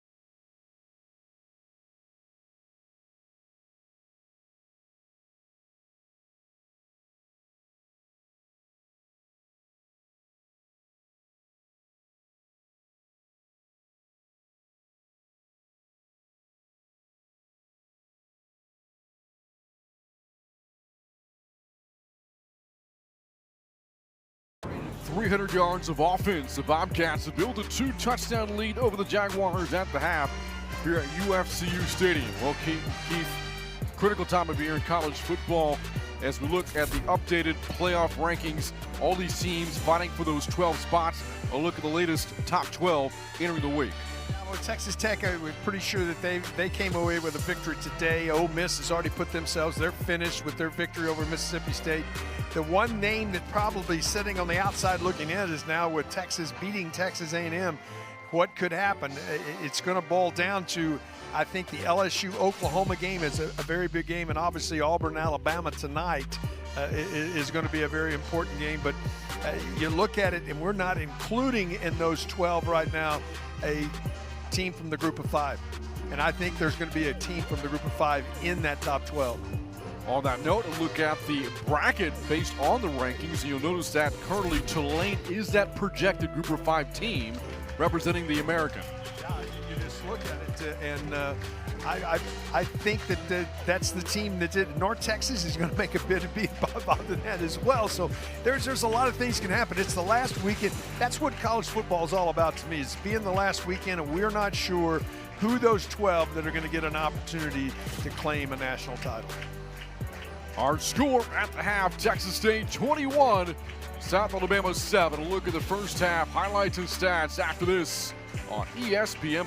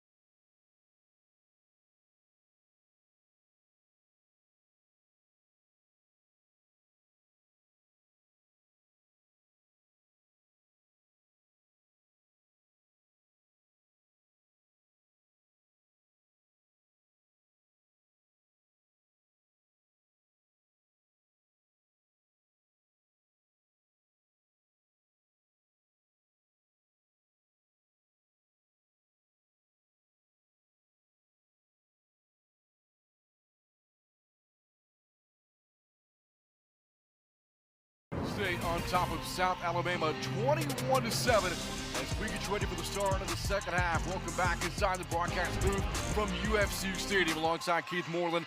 I'm Brain Freeman. Bobcat head coach G.J. Kinney said he wanted his team to stay mentally locked in. Based on what we saw in the first half, they've been just that with their season on the line. Yeah, they've really done an outstanding job. You look at what they've done offensively in the game, they've done just enough. But what's impressed me is what they've done defensively. They've held a pretty good offense away out of their system, what they want to do of running the football, and it's a 21-7 ball game. Well, as we look back at the first half highlights, South Alabama did get an offensive drive going, but that was the only points in the first half of the Jaguars. After that, Brad Jackson took over. Yeah, Brad Jackson just an outstanding pass to get it down, set up, and then he caps it. And then this is the run of the day after the screen pass to Lincoln Perry, and carrying tacklers into the end zone, and just like that, got some separation in the ball game. That gave him a 10-point lead. It's turned into a 14-point lead as we get to here at the halftime. Looking at the first half stats, Bobcats over 300 yards of total offense. Third down's a bit of an area of concern for Coach Kenny's team. You would think you have 1 third down conversion into the half. You're not sitting well, but here they are, first 14. and second down when you have 300 yards in offense, but only 1 for 6 on third down. And the Bobcats -1 in turnover margin, but the Jaguars couldn't cash in. That muff punt late in the first half by Bo Sparks yielded no points for South Alabama. And for the Jaguars, they'll get the football to start in the second half. As you look at Brad Jackson, accounting for 237 yards of offense in the first half. For the Jaguars, though, again, your key, this first possession for Major Applewhite's team, paramount. They come away with points. Yeah, and more than likely, they're going to be going into the breeze. They will have the breeze in the fourth quarter, but it's not as prevalent as it was earlier in the day as we get later in the evening, but this is a huge drive. I mean, you're down 2 scores. Got to take this opening kick out and go down and get points.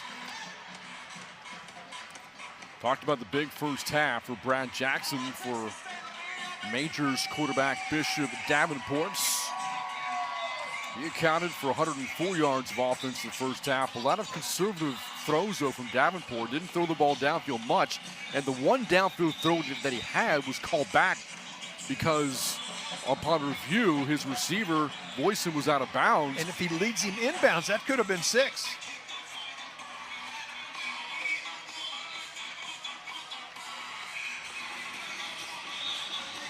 Michael James with the kickoff. That ball's going to hit behind the back line of the end zone. James has been brilliant all year, not allowing teams chances to return. And here comes South Alabama's offense, wood to chop, trailing 21-7 as we start the third quarter. They still want to stay balanced, though. This is a team that likes to run the football, got one of the best runners in the Sun Belt. When you look at their tailback, Bullock, so they want to get something going, but I think they want to stay pretty balanced. You know, Bullock had the one large run leading to that touchdown drive for the Jaguars of 26 yards. His other 6 carries yielded 8 yards combined. Yeah. Looking to become the all-time leading rusher, at least single-season leading rusher in team history. And here he is buried at the 26 after a short gain. Ryan Nolan on the stick for Texas State in a 2nd and 9. Well, I tell you what, when a free safety comes up and hits you like that, you're not going far. They had him tied up pretty good, but Nolan just put a really good blow on him, held him to a 1-yard gain. Opening drive of the third quarter. Jaguars only 1 scoring drive of the first half. No turnovers, but a lot of punts for South Alabama in quarters 1 and 2. And here's Bullock, and Bullock will muster about 3 yards on that carry. Traylon Payne into the tackle. That'll bring up 3rd down. A little counter that time. It looked like you were going to run the zone read. They counter it back to the outside, and another big 3rd down right off the bat here to start the second half. South Alabama, 2 threaded 3rd downs in the first half. Bobcats showing a blitz here.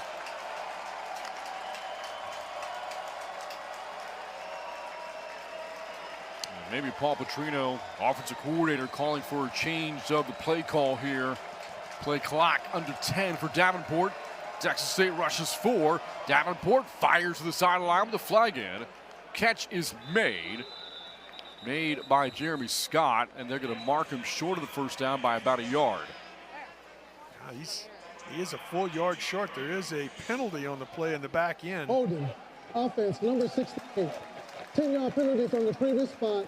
Replay, third down. It's a holding against the offensive line. It's another unit that's banged up for the Jaguars coming into the day, committing the penalty here. The flag is called against Reese Osewusu, who is starting in place of a banged-up Amari Wiggins today. Braylon Ramey also not available up front for the Jaguars, and the short-handed offense is now staring at 3rd and 16. Well, the defense doing a nice job of mixing in man and zone. Now, they're in zone this time where they were in man in the previous play because it's 3rd and long. Davenport setting up a screen, caught by Bullock, and he is chopped down right away by Jaden Rios, playing in his senior day. He had a tough time getting up, does Bullock. Well, he takes a heck of a blow down around his pins, but a 3 and out. Jaden Rios, one and done at Texas State, first-year transfer from East Texas A&M, but has had a huge impact in the secondary in his lone year as a Bobcat. Has played really well down the stretch. And after that stop on 3rd down, Jaguars are punting again. Remember, Bo Sparks muffed the last punt from Alexi Pokinen. High wobbling punt, Sparks to return with the 41. Breaks a tackle, reversing field. Sparks slips out of another tackle. And finally dragged down inside of midfield. The Bobcats' first series of the half will start in Jaguar territory. A good return, great job. There's a flag down on the play. And back at the 25-yard line, a conversation here, see what this call is. During the kick, holding on the return team, number 5 and number 88. The 10-yard penalty will be enforced at the end of the kick, 1st and 10. Well, take back what he said. This drive will not start in Jaguar territory. This will back things up on Texas State's side of the field.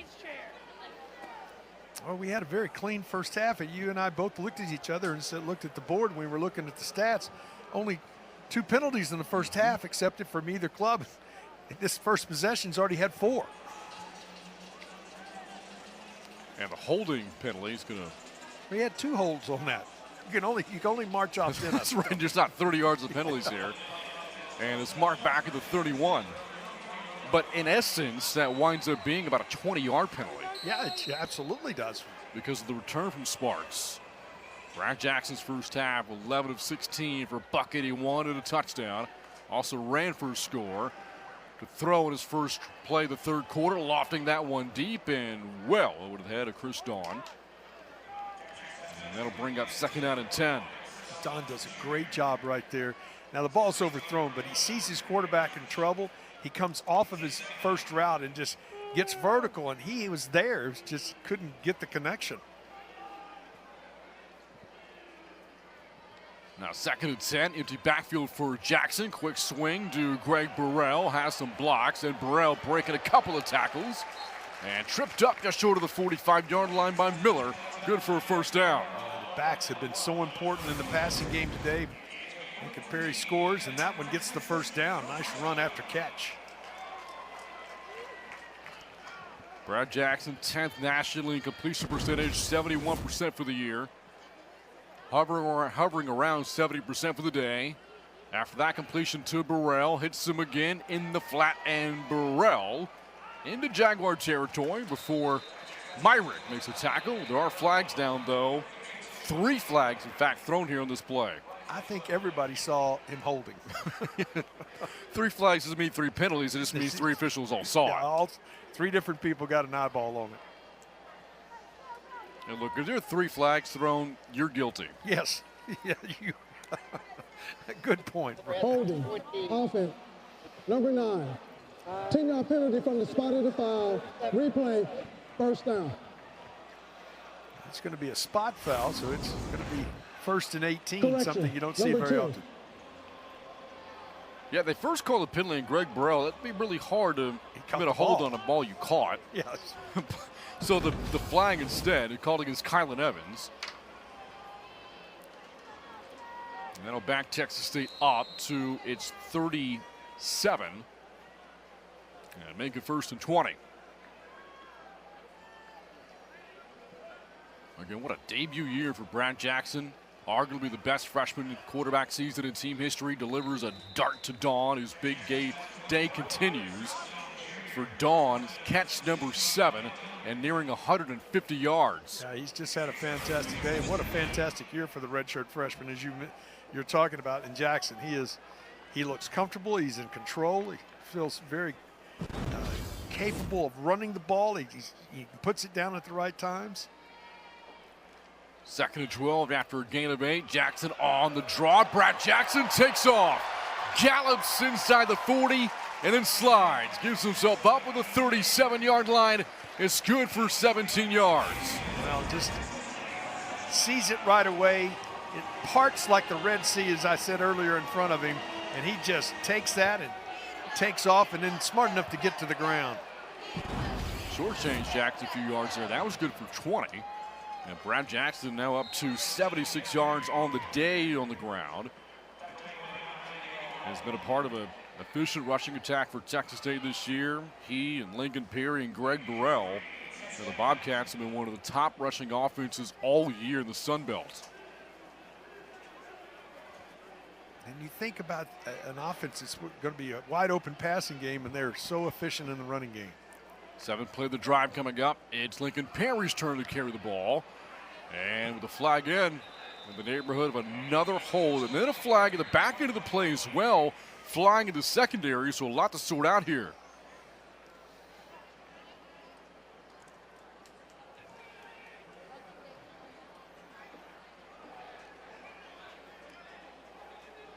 I think there's 2 flags on this play, no doubt. There are 2 fouls on the play offense. Holding on number 1 on the offense. That penalty is declined. Holding number 68 offense. 10-yard penalty from the previous spot. Replay down. Penalty against Sully Burns, who started all 12 games this year for Texas State.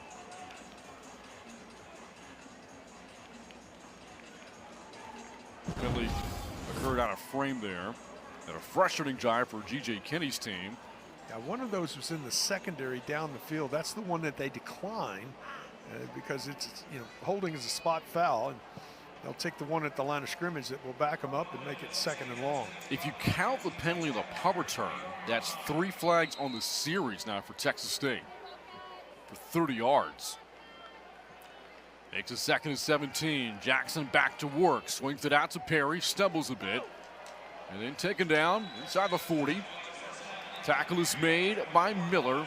3rd down coming up for Texas State. Well, nice job by Miller, because Perry's going to take you on and able to get him to the ground. And it's going to bring up a 3rd and long. This may be very well 4-down territory here, Brant, inside the 40-yard line. 3rd down and 11. Bobcats still just the 1 3rd down conversion of the game. 1 for 6.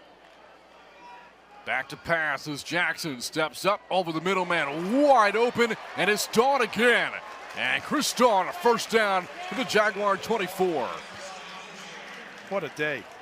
He has just been open, done a great job of catching the football, moving the chains there. I would venture to guess he's going to close in close to 200 yards receiving before this ball game is over. You said it, so much attention by the Jaguars has been paid to Bo Sparks, but there's another good receiver out there that requires your attention as well. On 1st and 10, screen for Sparks, 1st catch of the day, and Sparks muscles down to the 17. Good bubble screen, doing a nice job avoiding the 1st tackler, getting it into the red zone. 11 play of the drive coming up. It's consumed, close to 4 minutes off the clock. A score here in this possession, it becomes a 3-score game. This is a ball game, in my opinion, right here. If you can find a way to put it in the end zone, you get a big separation of 21 points. Dawn in motion. On 2nd down, it's Greg Burrell. And Burrell up the middle and scurries to the 8. 1st and goal coming up for the Bobcats. We talked about his patience in the 1st half. You just watch his patience right there. He's got such great vision. See, he's right there. Where can I find it? Find that soft spot, and then that acceleration when he finds it. Now makes it a 1st and goal inside the 8-yard line, a player down for the Jaguars. And down for the Jaguars The football was is made ready for play. Amari We had a Smiley, defensive and we injury. will step By aside. 8:07 to go in the third. Texas State 21, South Alabama 7, here on ESPN+.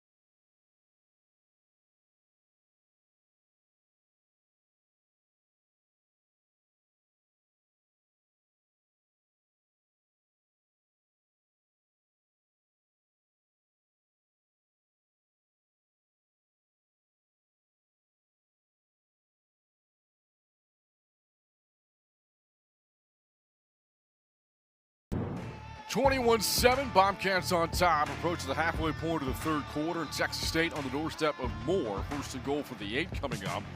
And again, we're reminiscing about Texas State's time with the Sun Belt Conference. All these games this season could be their final ones ever against their Sun Belt Conference colleagues. You look at the history between these two programs, a series led by Texas State, and they've never lost. The Jaguars at home. In fact, the road team has only won once ever in the series, and that was Texas State's win last year in Mobile.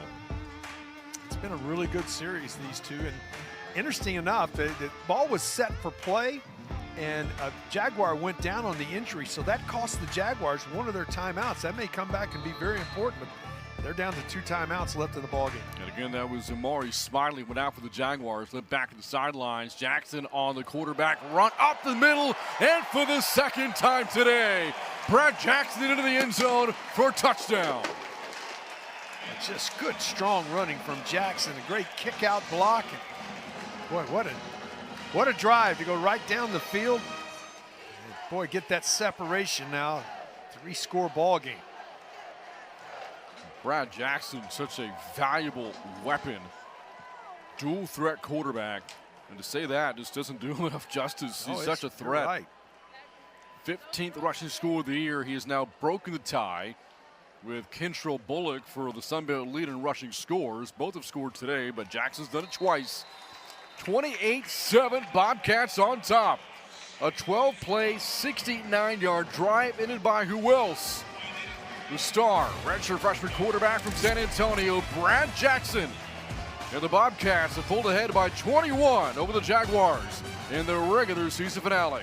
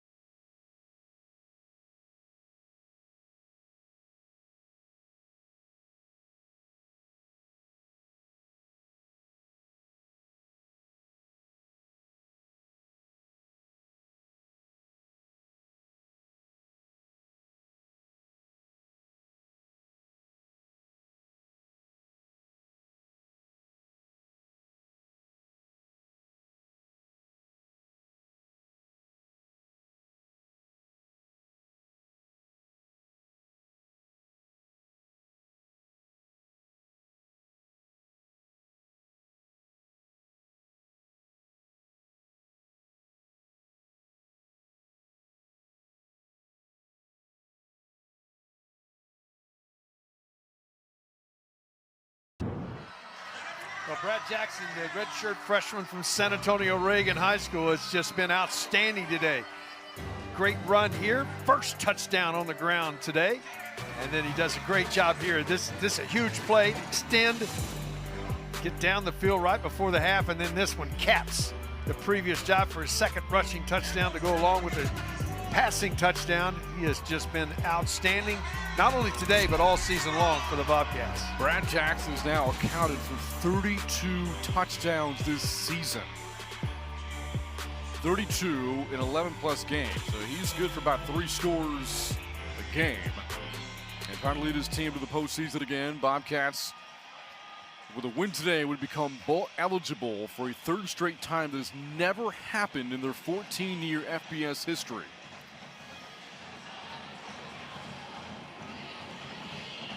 A 12-play drive, 4:29 off the clock. And now 28-7. Texas State then ball into the end zone again. Jaguars will come out on offense trailing by 3 scores. So again, a lot of games to watch around the Sun Belt Conference, specifically the game between Troy and Southern Miss. Those two at the top of the West Division standings playing each other, and the winner will advance to take on JMU in next week's Sun Belt Championship game.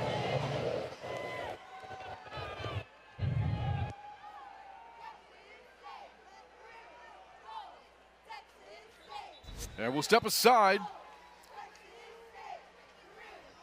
Let's see, there were talks about a timeout of the field here. And yes, breaking the action. Jaguars coming out on offense, trailing 28-7 on the road here at UFCU Stadium.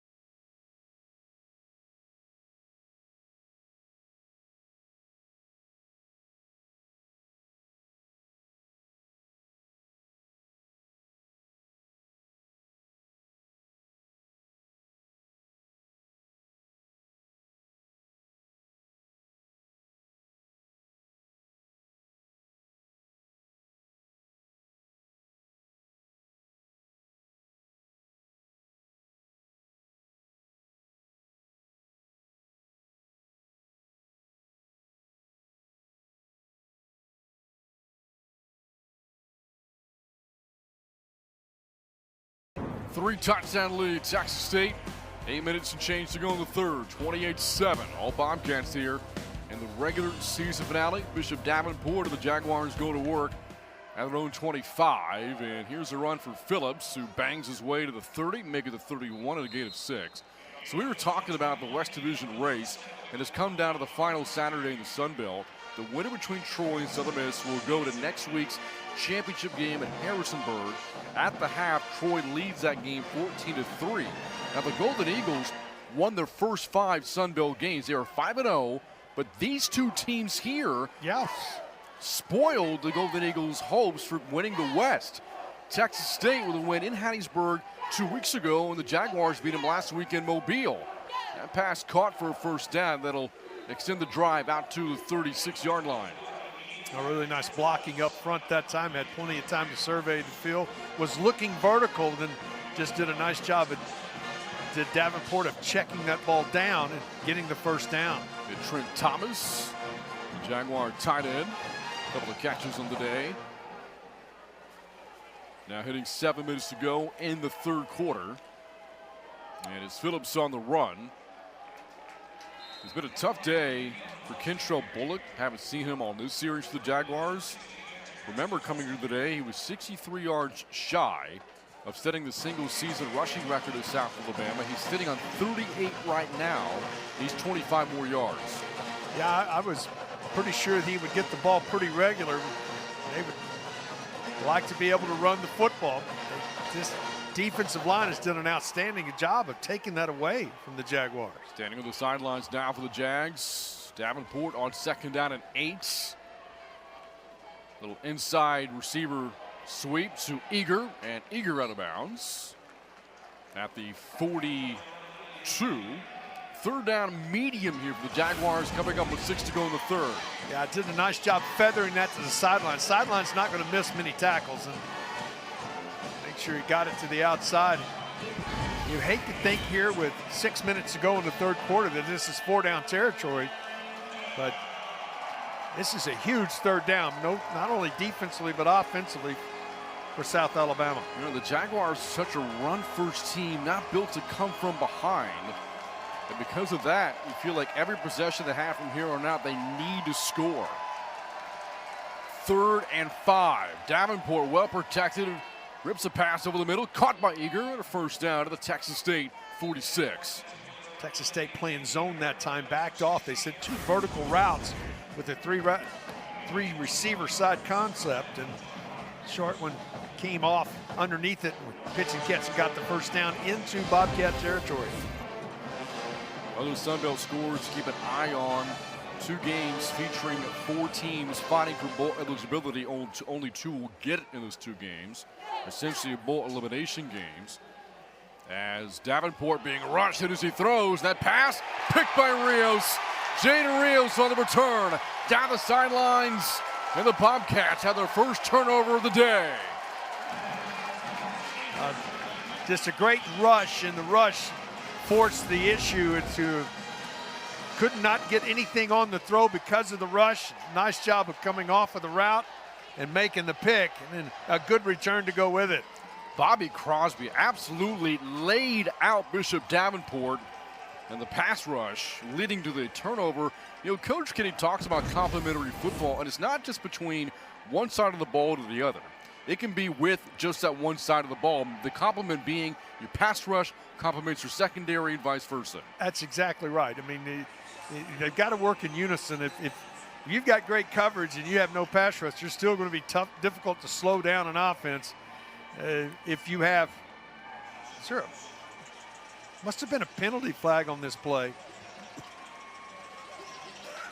that we didn't see because they backed him up to the 46-yard line.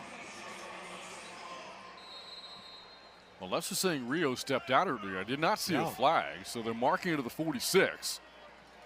First down, Texas State coming off a touchdown drive last time out. Here's Jackson. Back to pass, steps up, heaving it deep. Bo Sparks wide open, and that is a walk-in touchdown for Bo Sparks.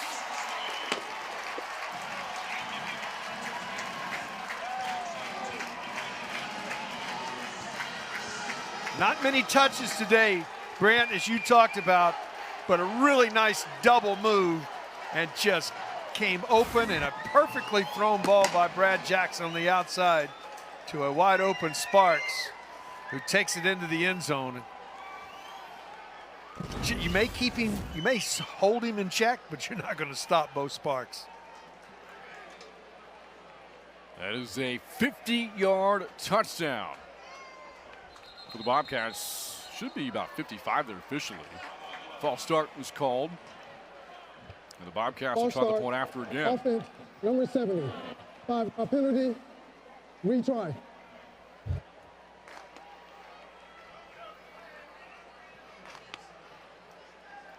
Bo Sparks, 9th touchdown catch of the year, 11th of his career. Had 4 on opening night against Eastern Michigan.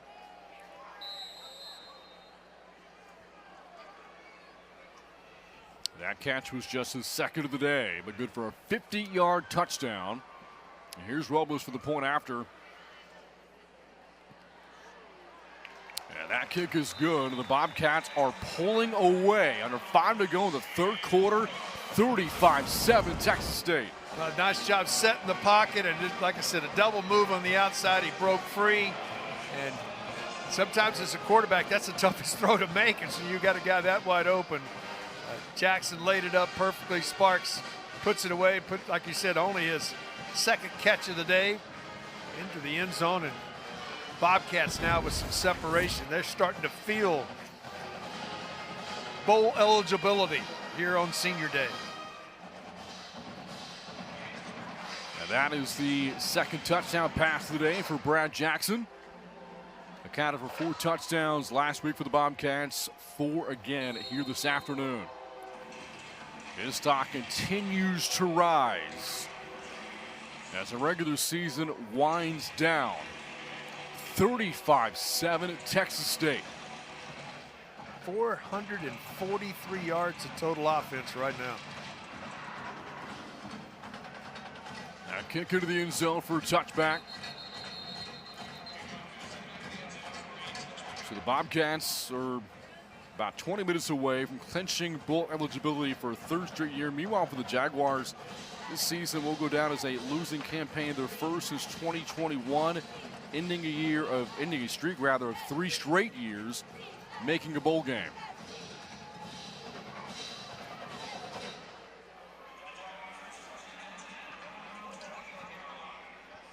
A tough campaign in year 2 for Major Applewhite after guiding the Jaguars to a bowl and a win a year ago.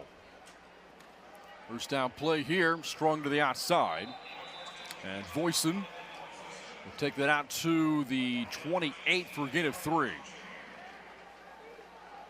One of the differences, or one of the things that you see, the tackling on the defensive side for the Bobcats has been excellent today. You just haven't seen many missed tackles, and missed tackles what turns into explosive plays. They got a great close to the year for Texas State's defense as you look at coordinator Dexter McCoyle. After that tough start in the Sun Belt play, Davenport at the play fake. That pass falls off the hands and incomplete to the tight end Rod Gibbs. Again, pass rush coming to the face of Davenport. He's been under duress all day today. Yeah, I mean, that should be an easy pitch and catch where you're running a little play action to get the tight end of the flat, but rush in his face, had really nowhere to, had to get rid of it, had to get it out of his hands or get sacked.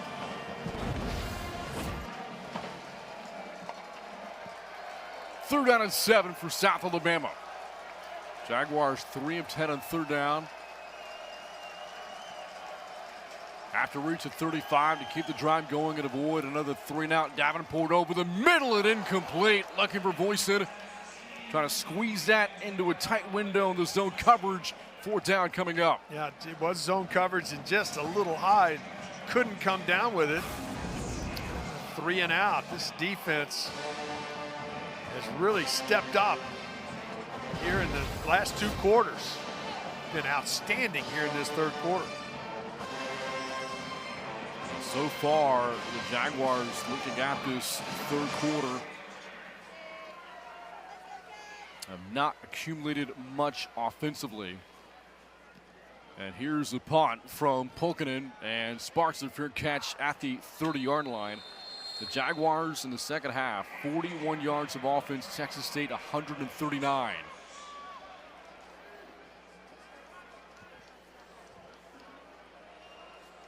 I'd love to get that running game going right now and just take time off of this clock. Jaguars 50 snaps in the ball game offensively for 199 yards, about 4 yards a snap. On the other side, closing in on about 8.5 yards a snap for Texas State. Look at Brad Jackson for the Bobcats. 279 yards passing, 84 yards on the ground. Another big night for the redshirt freshman quarterback. First down from the 30, it's Lincoln Perry. And Perry, remember, he's still looking for a 1,000-yard season.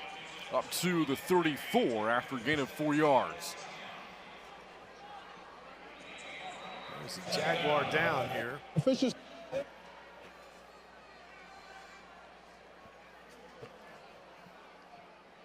Dallas Young, the defender, down here for South Alabama. Leads to an injury stoppage. With 3:49 to go here in the third quarter. We mentioned the big touchdown for Bo Sparks, by the way. As you look back at the play here, and the pile is Dallas Young, sophomore defender for the Jaguars. So Bo Sparks with that 50-yard touchdown catch, up to 1,113 yards on the season. For 40 seconds. Thank you. The single season record is 1,268. He's a $155 shy of Cameron Luke's 08 season back in Texas State's FCS time. Now, the other thing about it, if they go ahead to qualify to a bowl game, those numbers now are included as in your total career numbers. There were times when bowl games were excluded, and I've never figured that out. Hey, you got a chance to play in a game, it's a game. By the way, we mentioned some of the teams fighting for bowl spots. Georgia Southern picking up at 6-1 as they go to Marshall and beat the Thundering Herd 24-19. Appalachian State, Arkansas State, a couple of 5-win teams. It's a 3-point lead for the Mountaineers with 8:10 to go in the fourth quarter from Boone. 2nd and 6 for Texas State. Jackson hands to Perry, and Lincoln Perry with a nice charge across the 40. And a first down for Texas State as he picks up 7. This offensive line, the will, when you've got a big lead, they love running game when you got a big lead. Direct snap to Perry. And Perry barrels ahead near midfield. Picks up 8 more yards. And on that run, Lincoln Perry now a 1,000-yard season at Texas State. Or I beg your pardon, I got a little ahead of myself. He needs 5 more yards to do it. I was confusing his number with Bullock's. Perry needing 69 yards coming into the day, up to 64.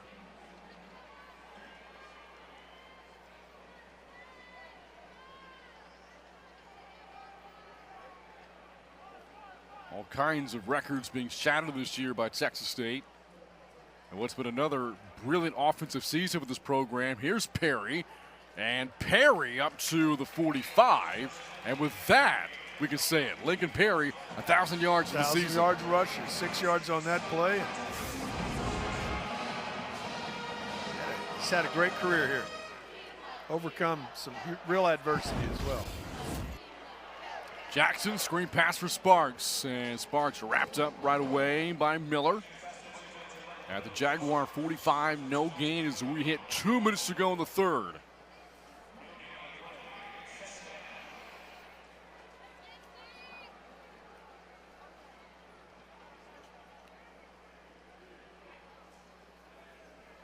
It is the 14th time a Bobcat player has run for 1,000 yards in a season, and the second time in the G.J. Kinney era. Ishmael Mahdi did it back in 2023. Jackson swings it out to Perry. Spins to make the catch, and then buried after a short gain to the 44. Third down coming up with the third quarter winding down. I tried to swing it to the outside, did a nice job of coming up and making a tackle in space. And going to have to put this one in the air. Very surprising. You know, Texas State's third down number today has not been good. No. 1 of 7, but they're sitting on a 28-point lead. They've won first down, but not third down.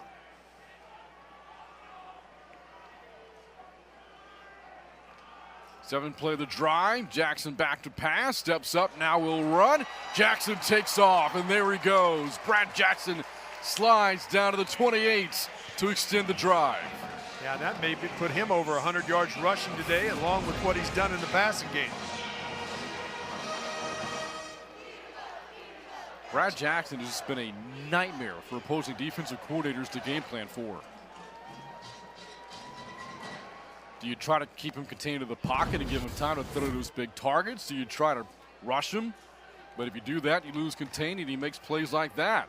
First down, parrying right up the guts. It's Myrick on the tackle for the Jaguars. Should be the last play of the third quarter right there. More than likely. Final 20 seconds here.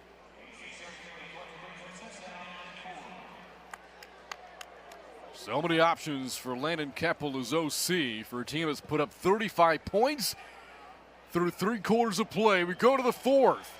The Bobcats 15 minutes away from bowl eligibility for a third straight year. That's the end of the third Bobcats quarter. 35, Jaguars 7. Timeout. You're watching Sunbelt Conference football on ESPN+.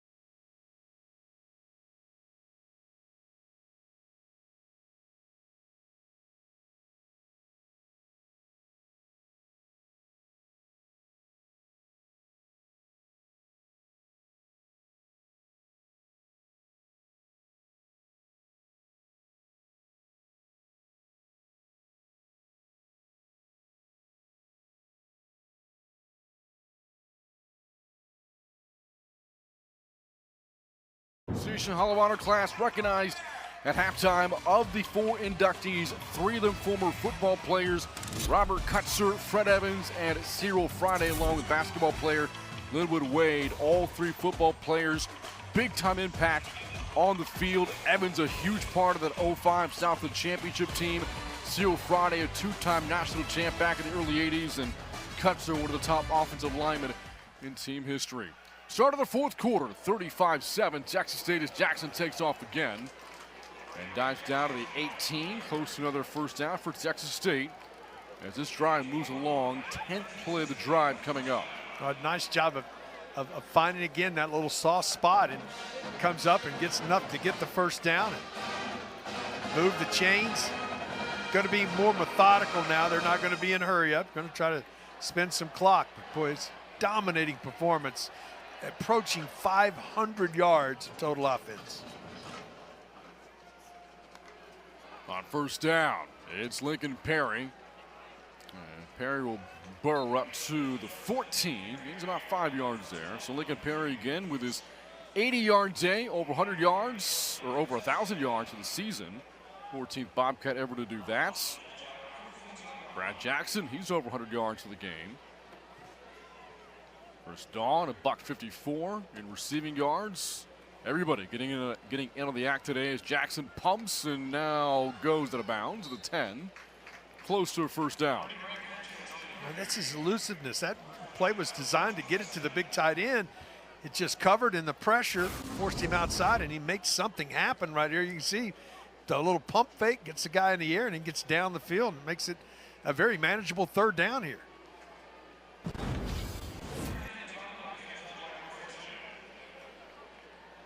Now, third down and 2. At the South Alabama 11, it is Lincoln Perry. And hurdles ahead for the first down of the 6.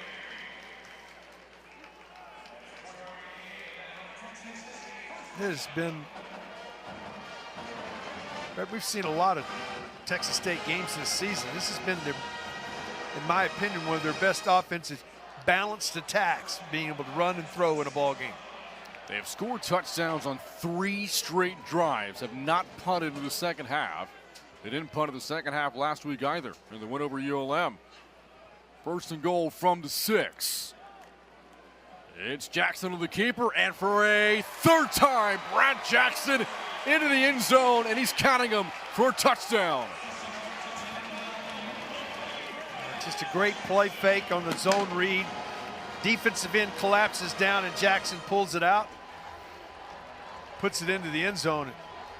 It's been a perfect half so far of offensive football for the Bobcats. Well, we've seen the reigning Sun Belt Offensive Player of the Week today, Kentrell Bullock, and Jackson's making his case for those honors this week. Amazingly, Brad Jackson has not been named Sun Belt Player of the Week this season. That could change this coming week. 42-7, Bobcats on top. What a day for Brad Jackson. Over 400 yards of offense, 5 touchdowns for the redshirt freshman.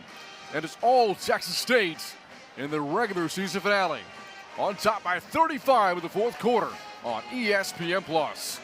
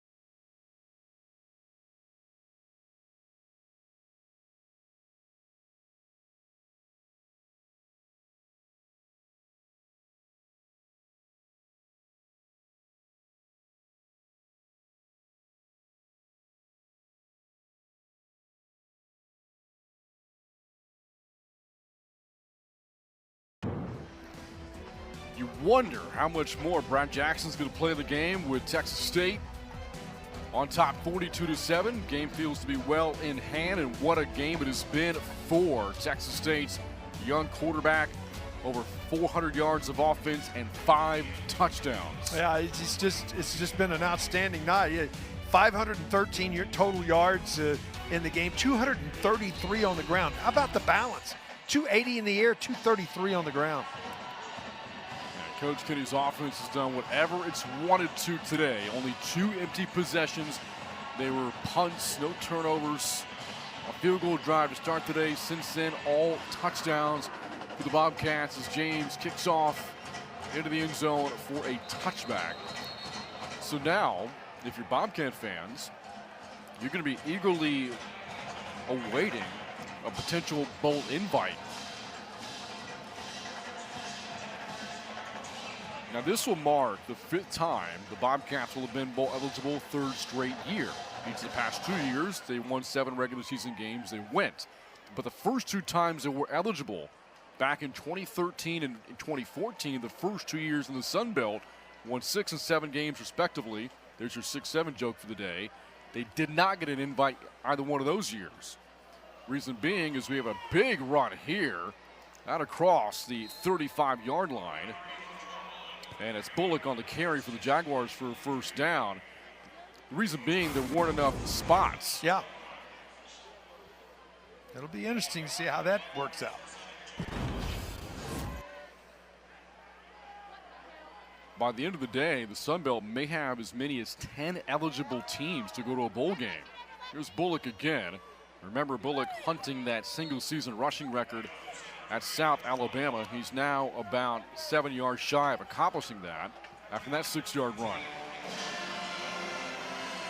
And there you see Bishop Davenport to the sidelines. His day could be done here as the Jaguars give Jared Hollins a look. And this is his 2nd series of the day.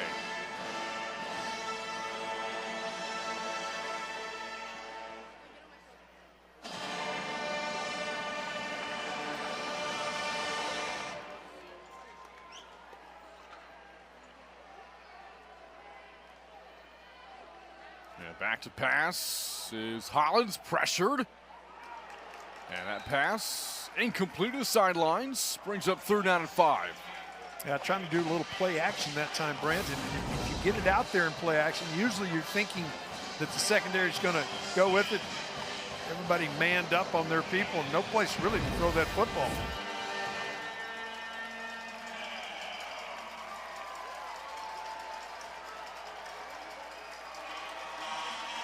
There aren't 10 Sun Belt Bowls out there, so for some of these teams, they're going to have to go to bowls as an at-large and not with that Sun Belt slot. 3rd and 5, it's Bullock, and Bullock close to a first down, and he's got it up to the 48-yard line. He's a good, strong runner. You can see that. You can see what kind of player he's been for them and why he is so important in their rushing game.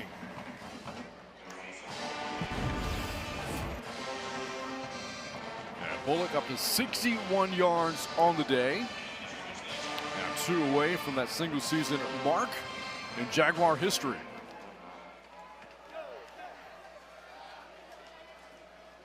It's Bullock again, and Bullock inside of midfield. And with that run, the all-time single season rushing mark in Jaguar history, it belongs to Kentrell Bullock, the senior, who transferred to the program a couple of years ago from Ole Miss. He's a good runner. Congratulations to him. He finishes every run. Hollins swings it out, and that's Bullock with the catch. A lot of Kentrell Bullock on this series for the Jaguars as we inch closer to 10 minutes to go in the 4th quarter.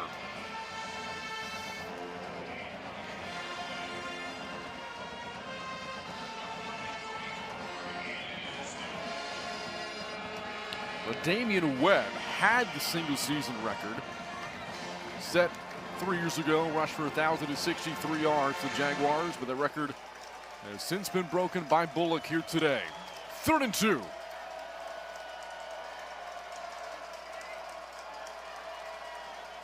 And it's Phillips this time with the carry, slips a tackle, first down and more, crawls down to the 36.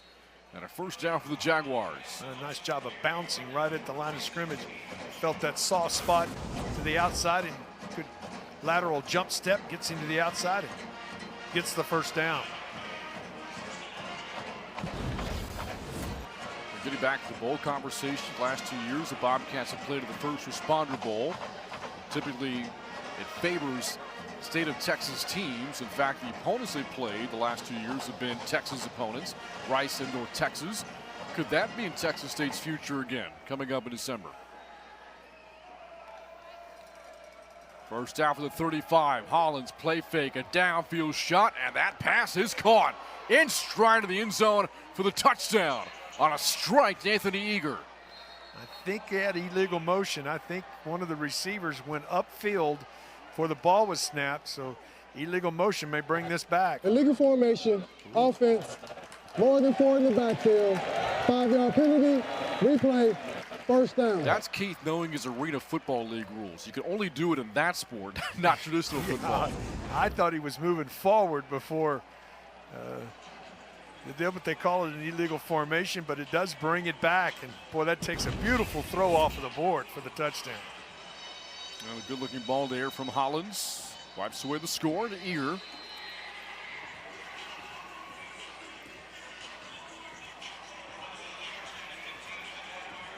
A lot of the Sun Belt Bowls are played outside of the state of Texas. Could the Bobcats play outside the Lone Star State in a bowl game for the first time ever? There are bowl ties out in Orlando with the Cure Bowl as Bullock takes the handoff here back to the original line of scrimmage for a gain of 5. There is, of course, the New Orleans Bowl in the Big Easy. And South Alabama back in Mobile. There's a bowl hosted there at Lab People Stadium. That could be in Texas State's future as well. Yeah.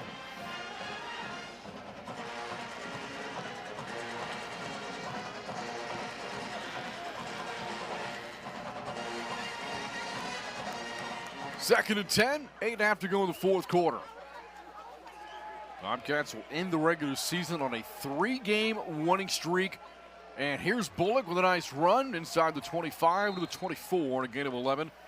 And he's inching closer to a 100-yard day. If he does so, would eclipse 100 for the 5th time this year. Well, he's just got such a quick move, and he finishes right here, caught from the backside. But enough for the first down. Substitution they'll hold. Wholesale changes for the Bobcats. And getting a well-deserved breather right now on the sidelines is Bullock. A 15-carry day. His running back teammate Keenan Phillips only 6 carries, but spelling him in the backfield now. On first down is the Jaguars. Reel off their 10th play of the drive, and the pass to the tight end incomplete for Gibbs. It's going to be roughing on Texas State as blow to the head. And he tried to go up to slap the ball away. His hands came down and Personal foul, roughing the passer, number 46, defense. At the distance to the goal, automatic, first down. Penalty against Greg Gibson Jr.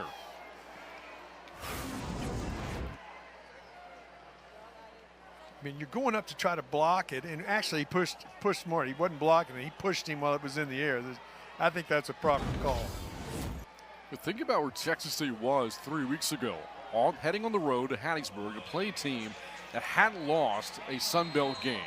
And the Bobcat season was on the line. They were in a situation where they had to win out in order to become bowl eligible. And the first test was a rejuvenated Southern Miss program. But the Bobcats go to Hattiesburg and beat the Golden Eagles going away. As Eager gets a block and out of bounds inside the 5. Close to a first down for the Jaguars. They win the game 41-14, and then next 2 games here at home, they take care of business, and after the 0-5 start, despite that, could be on their way to a bowl game. Yeah, they put themselves, there's going to be a holding. Offense, number 1, 10-yard penalty from the spot of the foul, replay, first down. Those receivers on the outside, Grant, when they know it's a screen play, they try to get you as a defensive back, try to get up on you, but they can't get their hands outshot on the shoulder. If they do, every time that happens, there's going to be a holding call happen, and that's exactly what happened right there. A fairly penalty-free first half. 4 more flags in the second. That's just the 3rd on the day against South Alabama.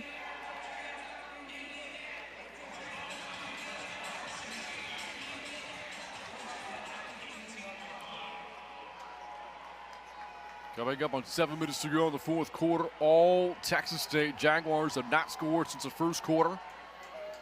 And the Bobcats on top by 35. It's Phillips cutting to the outside. Slips out of a tackle, and Phillips out of bounds near the 5-yard line. And marked out there after a gain of 13. Phillips does a nice job, keeps bouncing it himself, using his speed, and breaks a tackle right here. Almost tiptoes down the sideline enough to get the first down and the touchdown. Marked him out at the 5-yard line.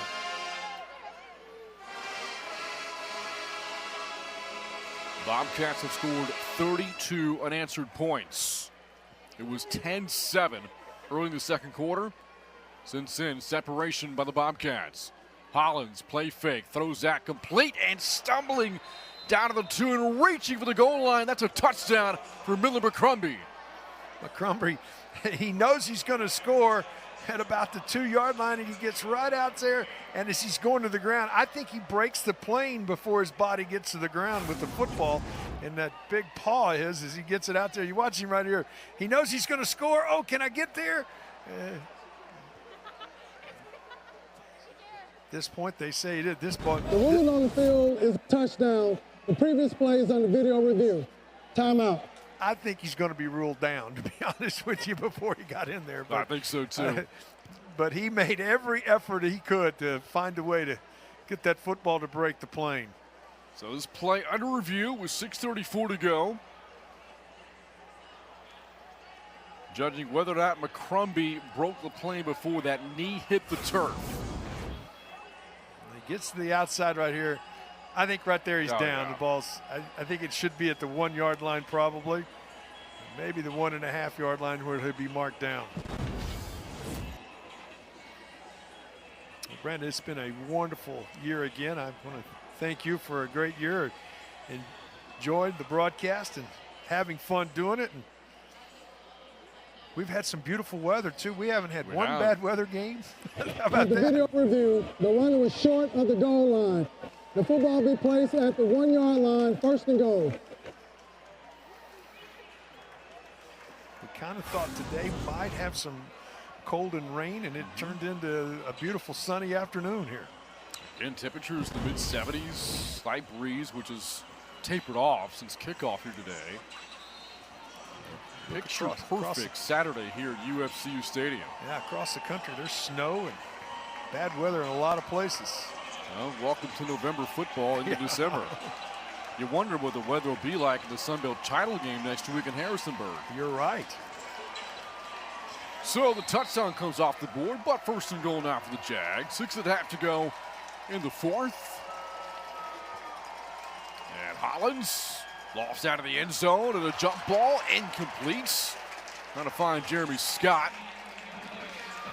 And broken up by Chris Jones, who had one of the biggest plays of the year for the Bobcats, that 100-yard pick six in the win at Southern Miss.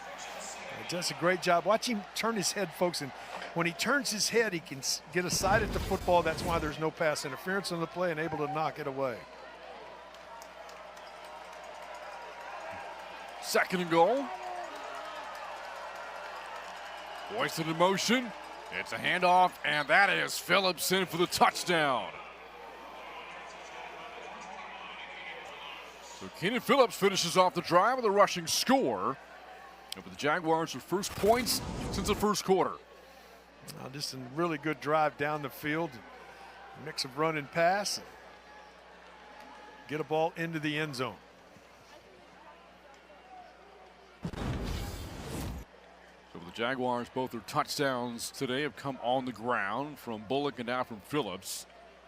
But a far more productive day running the ball. The Jaguars over 170 yards rushing, only 104 through the air. Touchdown drive for the Jaguars makes it a 42-14 game. 6:20 left in the fourth quarter. You're watching Sun Belt Conference football on ESPN+.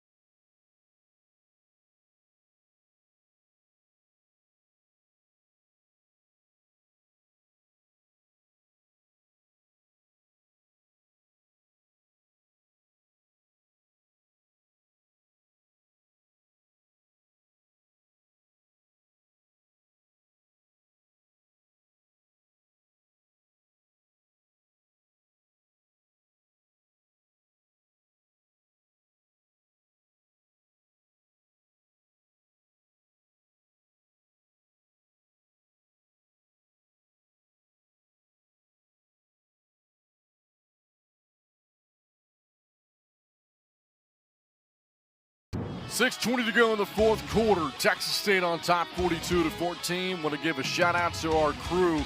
Great work all game, all season long. Hard at work behind the cameras, back in the production room as well, doing a phenomenal job in our coverage of Texas State and Sun Belt Conference football, not only all season long, but since the inception of ESPN Plus covering the Sun Belts. Our project starting back in 2019. Keith, you and I have been in the booth together since 2020 doing this, and it has been an absolute honor and a pleasure getting to cover football here at Texas State. No question about it. You got to put your microphone down to be able to answer that. But thanks to everybody for their hard work, and they've had a beautiful day and great shots today. Got caught with my jacket off, by the way. Wow.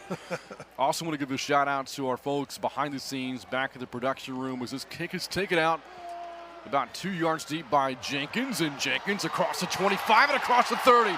Jalen Jenkins, one man to beat. It's a foot race, and he is gone.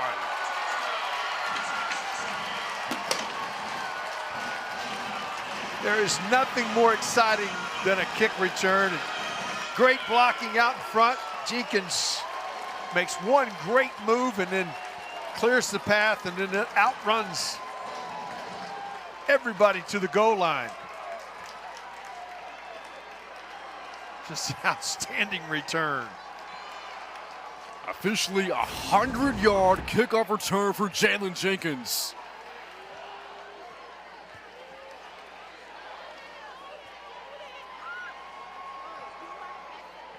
Great blocking, Jenkins. Great job finding the lanes and goes in untouched. Just when he found that one seam.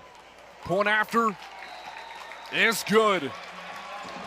Complimentary football is what J.J. Kenny wanted. Well, special teams getting in on the axe. A 100-yard return for Jalen Jenkins. It's 49-14, Texas State.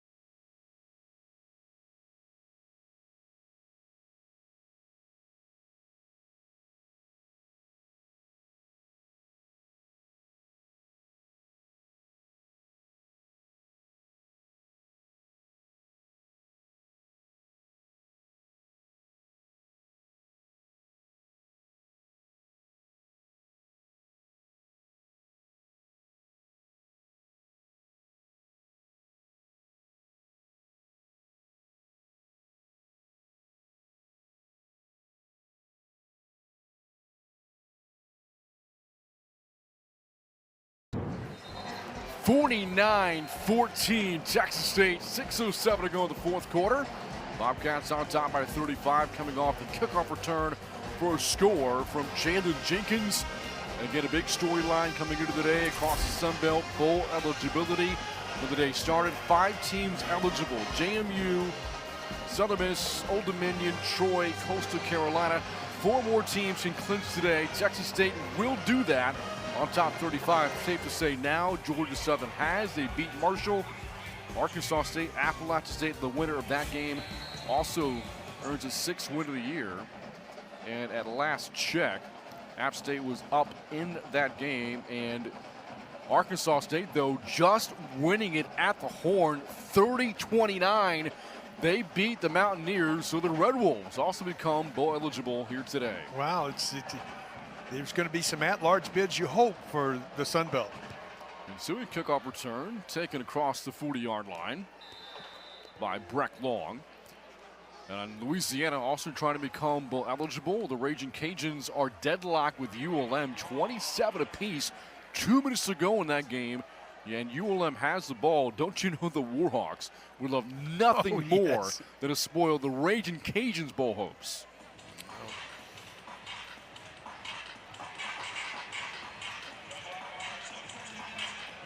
Was again giving shout outs to the people behind the scenes, showed our camera operators here at the stadium, but plenty of people back to the production room as well. Thanks to all of them. We can't show them on camera, but appreciate all the work that Allison Bell has done behind the scenes. Our producer filling in for our full-time producer, Victoria Heim, who's out on military assignment and has been since May. Certainly wish her a safe return when she is back.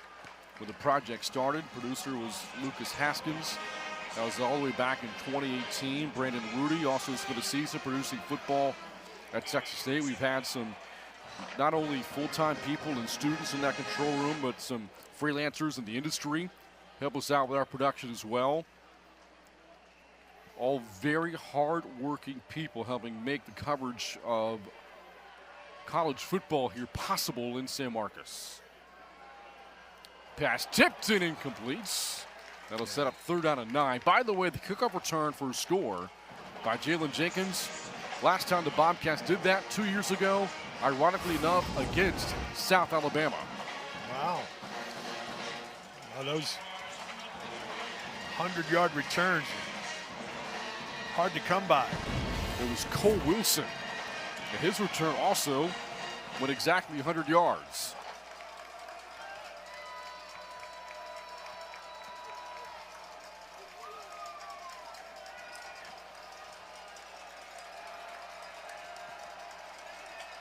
Third and 9. And that pass to the sidelines falls well short of the intended target. Incomplete for Eager. But there's a flag back in midfield.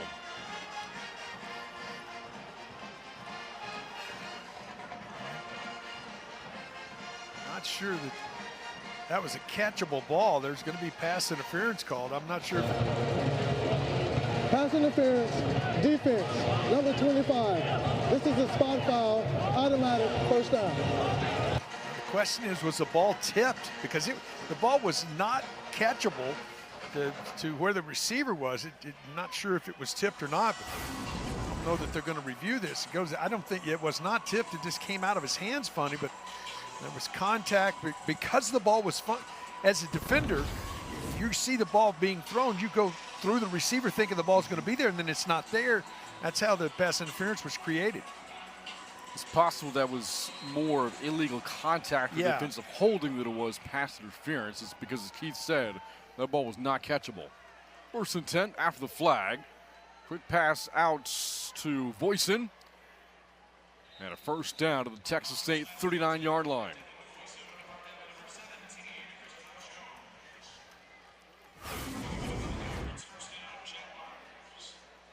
Just get it to the outside, and Boyce does a nice job trying to get more on the play. Kept it in bounds, and it will keep the clock moving, though. But a good year for Voisin, leading receiver for the Jaguars this year. Will end his season with close to 800 yards receiving. Past the sidelines here is caught, and again is Voisin at the 34-yard line.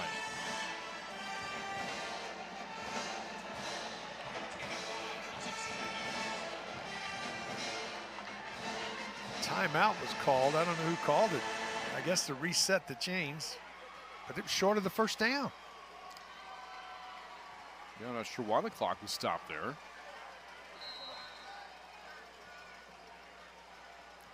For Major Applewhite, this is second year in South Alabama, was the head coach in Houston for 3 years.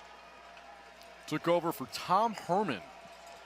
You recall, Tom Herman has ties to Texas State as well. And here is a run off the right side, inside the 20, the 10, and diving for the end zone, and he is in for the touchdown. Running it in for the Jaguars, Trayvon Dunbar. Just a really nice blocking up front, and then Dunbar turns on the jets to the outside, and what a nice effort to stay inbounds and dive inside the pylon at the end to finish this, but not vertical jab step right there, and then to the outside, and watch him right here at the end. This is a great effort to get the ball inside the pylon before he's pushed out of bounds. 34-yard touchdown for Dunbar. So the Jaguars back-to-back fourth quarter scoring drives here. Mentioned Tom Herman was the offensive coordinator for David Bailiff for 3 seasons at Texas State. Followed him to Rice, then carved out his own path. Head coach at Houston, later to the University of Texas. And when he left Houston, that's when Major Applewhite took over as head coach of the Cougars. 3 years there, now in year 2 at South Alabama as the head coach. Kicking woes continue as that extra point missed. Yeah, it's been a tough year with the kicking game between Hamilton, Du Bois, and Davis Little. That'll be something that Major Applewhite will want to address in the offseason moving forward.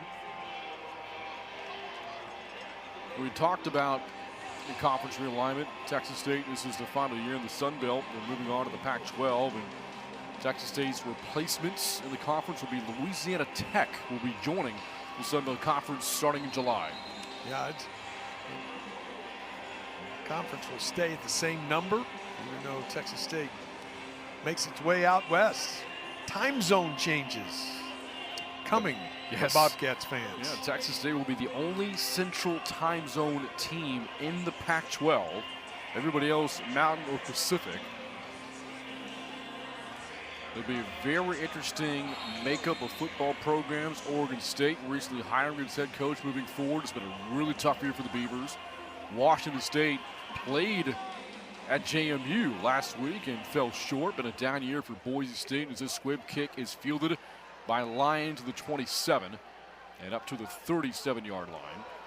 That's the Bobcats to start with 4:02 to go. Yeah, the ball did come out. Jaguars said they got out. If it was a fumble by the receiving team, recovered by the kicking team. 1st and 10, South Alabama. Yeah, the Jaguars get it back. So just like that, pretty good return, starts upfield, and the ball just gets knocked out right there from the side. There's no question it's out before he's down. So the Bobcats with their second turnover, both on special teams today.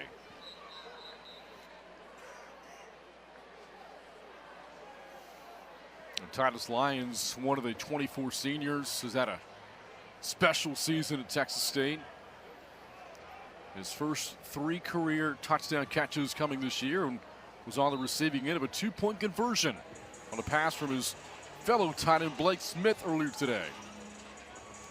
But a fumble there, and the Jaguars take over at the Texas State 35-yard line.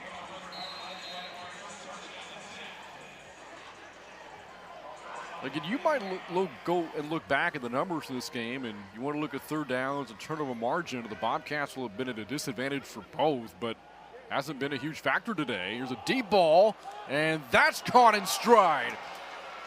A drop of the bucket from Hollins to his target, Jeremy Scott, for a touchdown. Well, that's a perfectly thrown ball down the field, and Scott made a nice move to the outside, stayed in bounds, and this ball is just dropped in there perfectly. Do they go for 2? Or I would think that might be something they think about here, because the fact is they missed the extra point and make this a 21-point ball game right now. If Jenkins doesn't take that kick back for a touchdown, and if everything else stays the same, this game is interesting. Yeah, it would have gotten interesting.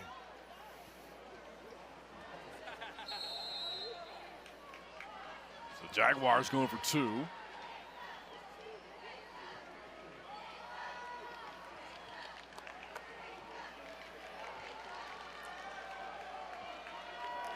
Hollins harassed, throws, and it's incomplete. Broken up by Ryan Nolan, looking for Voisin, and the Jaguars again settle for 6.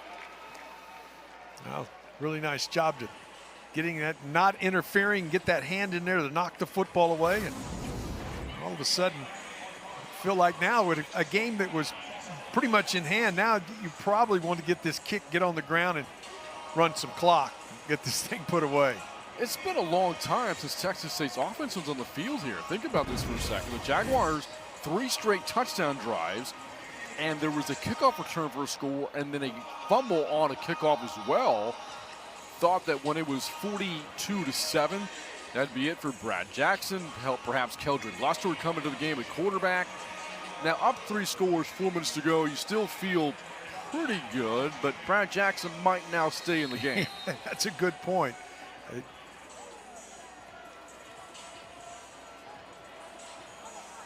Jaguars on side here. They squib. And on a bounce, fielded at the 14. And to the 30. And down to the 33-yard line goes the return man for Texas State, DJ Taylor. Well, the offense will get a chance here. I would think probably early in this possession you may see the starters. Just trying to salt the game away here with 3:47 to go. And it is, in fact, Brad Jackson back at quarterback for Texas State.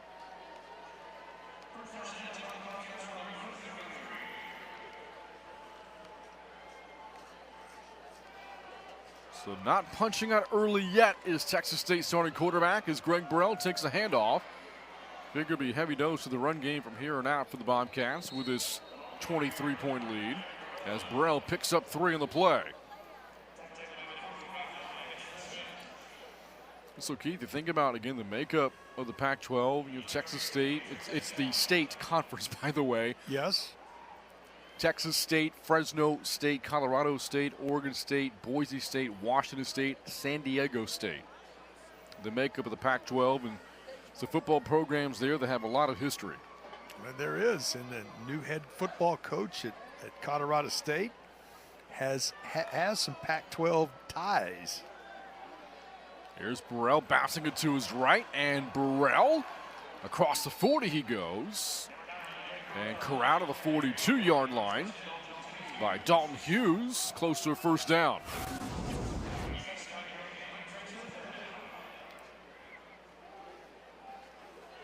It'll be a tremendous basketball conference. We mentioned those 8 football programs. Gonzaga doesn't play football, but they play basketball really well. Ranked 13th in the country currently. Twice a national runner-up. San Diego State's basketball program made the title game only 3 years ago.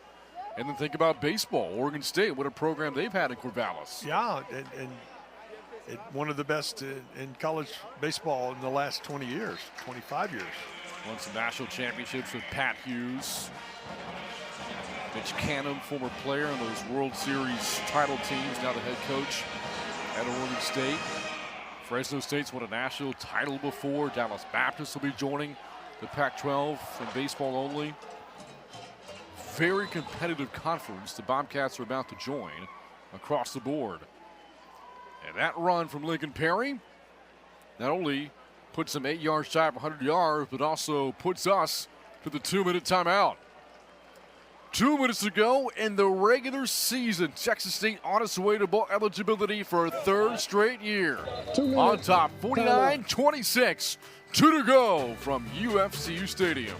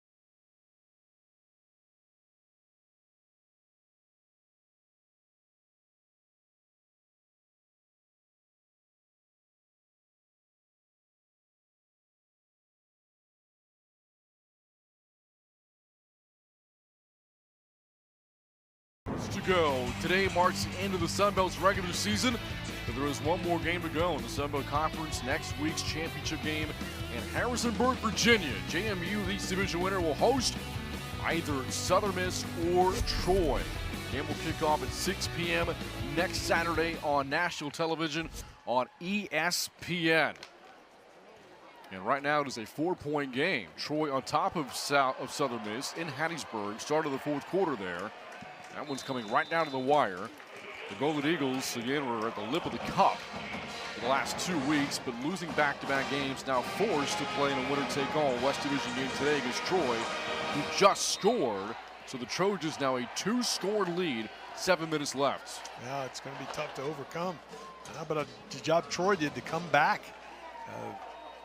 Right here in this stadium, they made a huge comeback. Now you think about the story of Troy's season, and they're not in a position to win the West unless they overcome a 21-point deficit here. Yeah. Tucker Kilcrease, Trojans quarterback that night, was unbelievable. It was fantastic. On first down, Burrell is stacked up at the 35. Bobcats might run one more play and then call it a night, call it a regular season.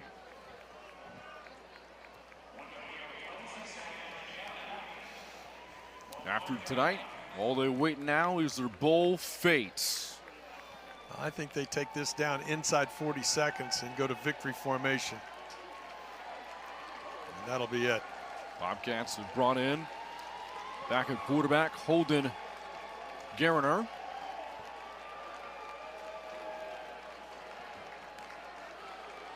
The victory formation and the kneel down, and that will do it. Texas State's final game as members of the Sun Belt Conference is memorable.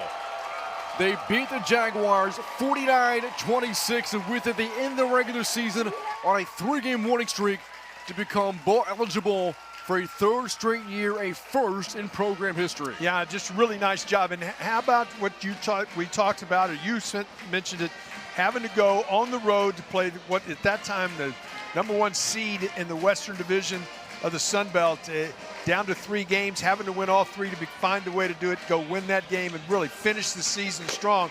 Now they'll sit back and wait and see if they get those extra practice and that extra game on the season in the bowl game. Well, what a game for that young man, Brad Jackson. Over 400 yards of total offense, accounting for 5 touchdowns. And if this was, in fact, the final meeting ever between the Bobcats and Jaguars, Texas State will have never lost a home game against South Alabama, going 6-0 all time here at UFCU Stadium. Well, it's just an outstanding performance. And it goes on the shoulders of the redshirt freshman quarterback, Brad Jackson, who's spectacular tonight. Yeah, Texas State, again, offensively dynamite here today. The Jaguars got some points late, came kind of in garbage time. Coach Kenny got what he wanted, complimentary football, got a big turnover on defense. The Bobcats scored the very next play. Special teams, 100-yard kickoff return for a score from Jalen Jenkins. The offense did flawless, about as well as you can play in a regular season finale. Yeah, it was. And Lincoln Perry, don't forget, gets over 1,000 yards on the season to culminate his career here as a Bobcat. So Texas State up next, Keith, waiting to find out what's next. Is this team going to a bowl? Yeah, and it's so important, and people don't realize what that means. Those extra workouts are just gigantic for especially young players. For your team next year is to get those extra workouts in the fall this year. Well, I know, Keith, you and I were kind of wrapping up our season of coverage here. I do want to say as well, it's been an absolute honor working with you. My time covering Texas State football goes back to my days as a student on the radio. Back in 2003, the football voice for 15 years, moved into the television booth. A change for me that was life-changing. 7 seasons covering football here, working with professionals like you, Bill Colhane, all the people behind the scenes, as I mentioned. We don't know what the future holds in terms of what we do here in TV coverage, but I do know this. It was an absolute honor to present to you Texas State and Sun Belt Conference football over the past 7 years here on ESPN+. Well, an honor for me, too, as well, to be here with you and to be a part of this group that works so hard to put on a great production. Well, folks, that's going to wrap up our coverage this season of Texas State and Sun Belt Conference football. From my broadcast partner, Keith Moreland, I'm Brian Freeman saying so long from the UFC Stadium. The final score, Texas State 49, South Alabama 26. All games airing on the ESPN networks are streaming live and archived on the ESPN app. This has been a presentation of ESPN. From San Marcos, good night.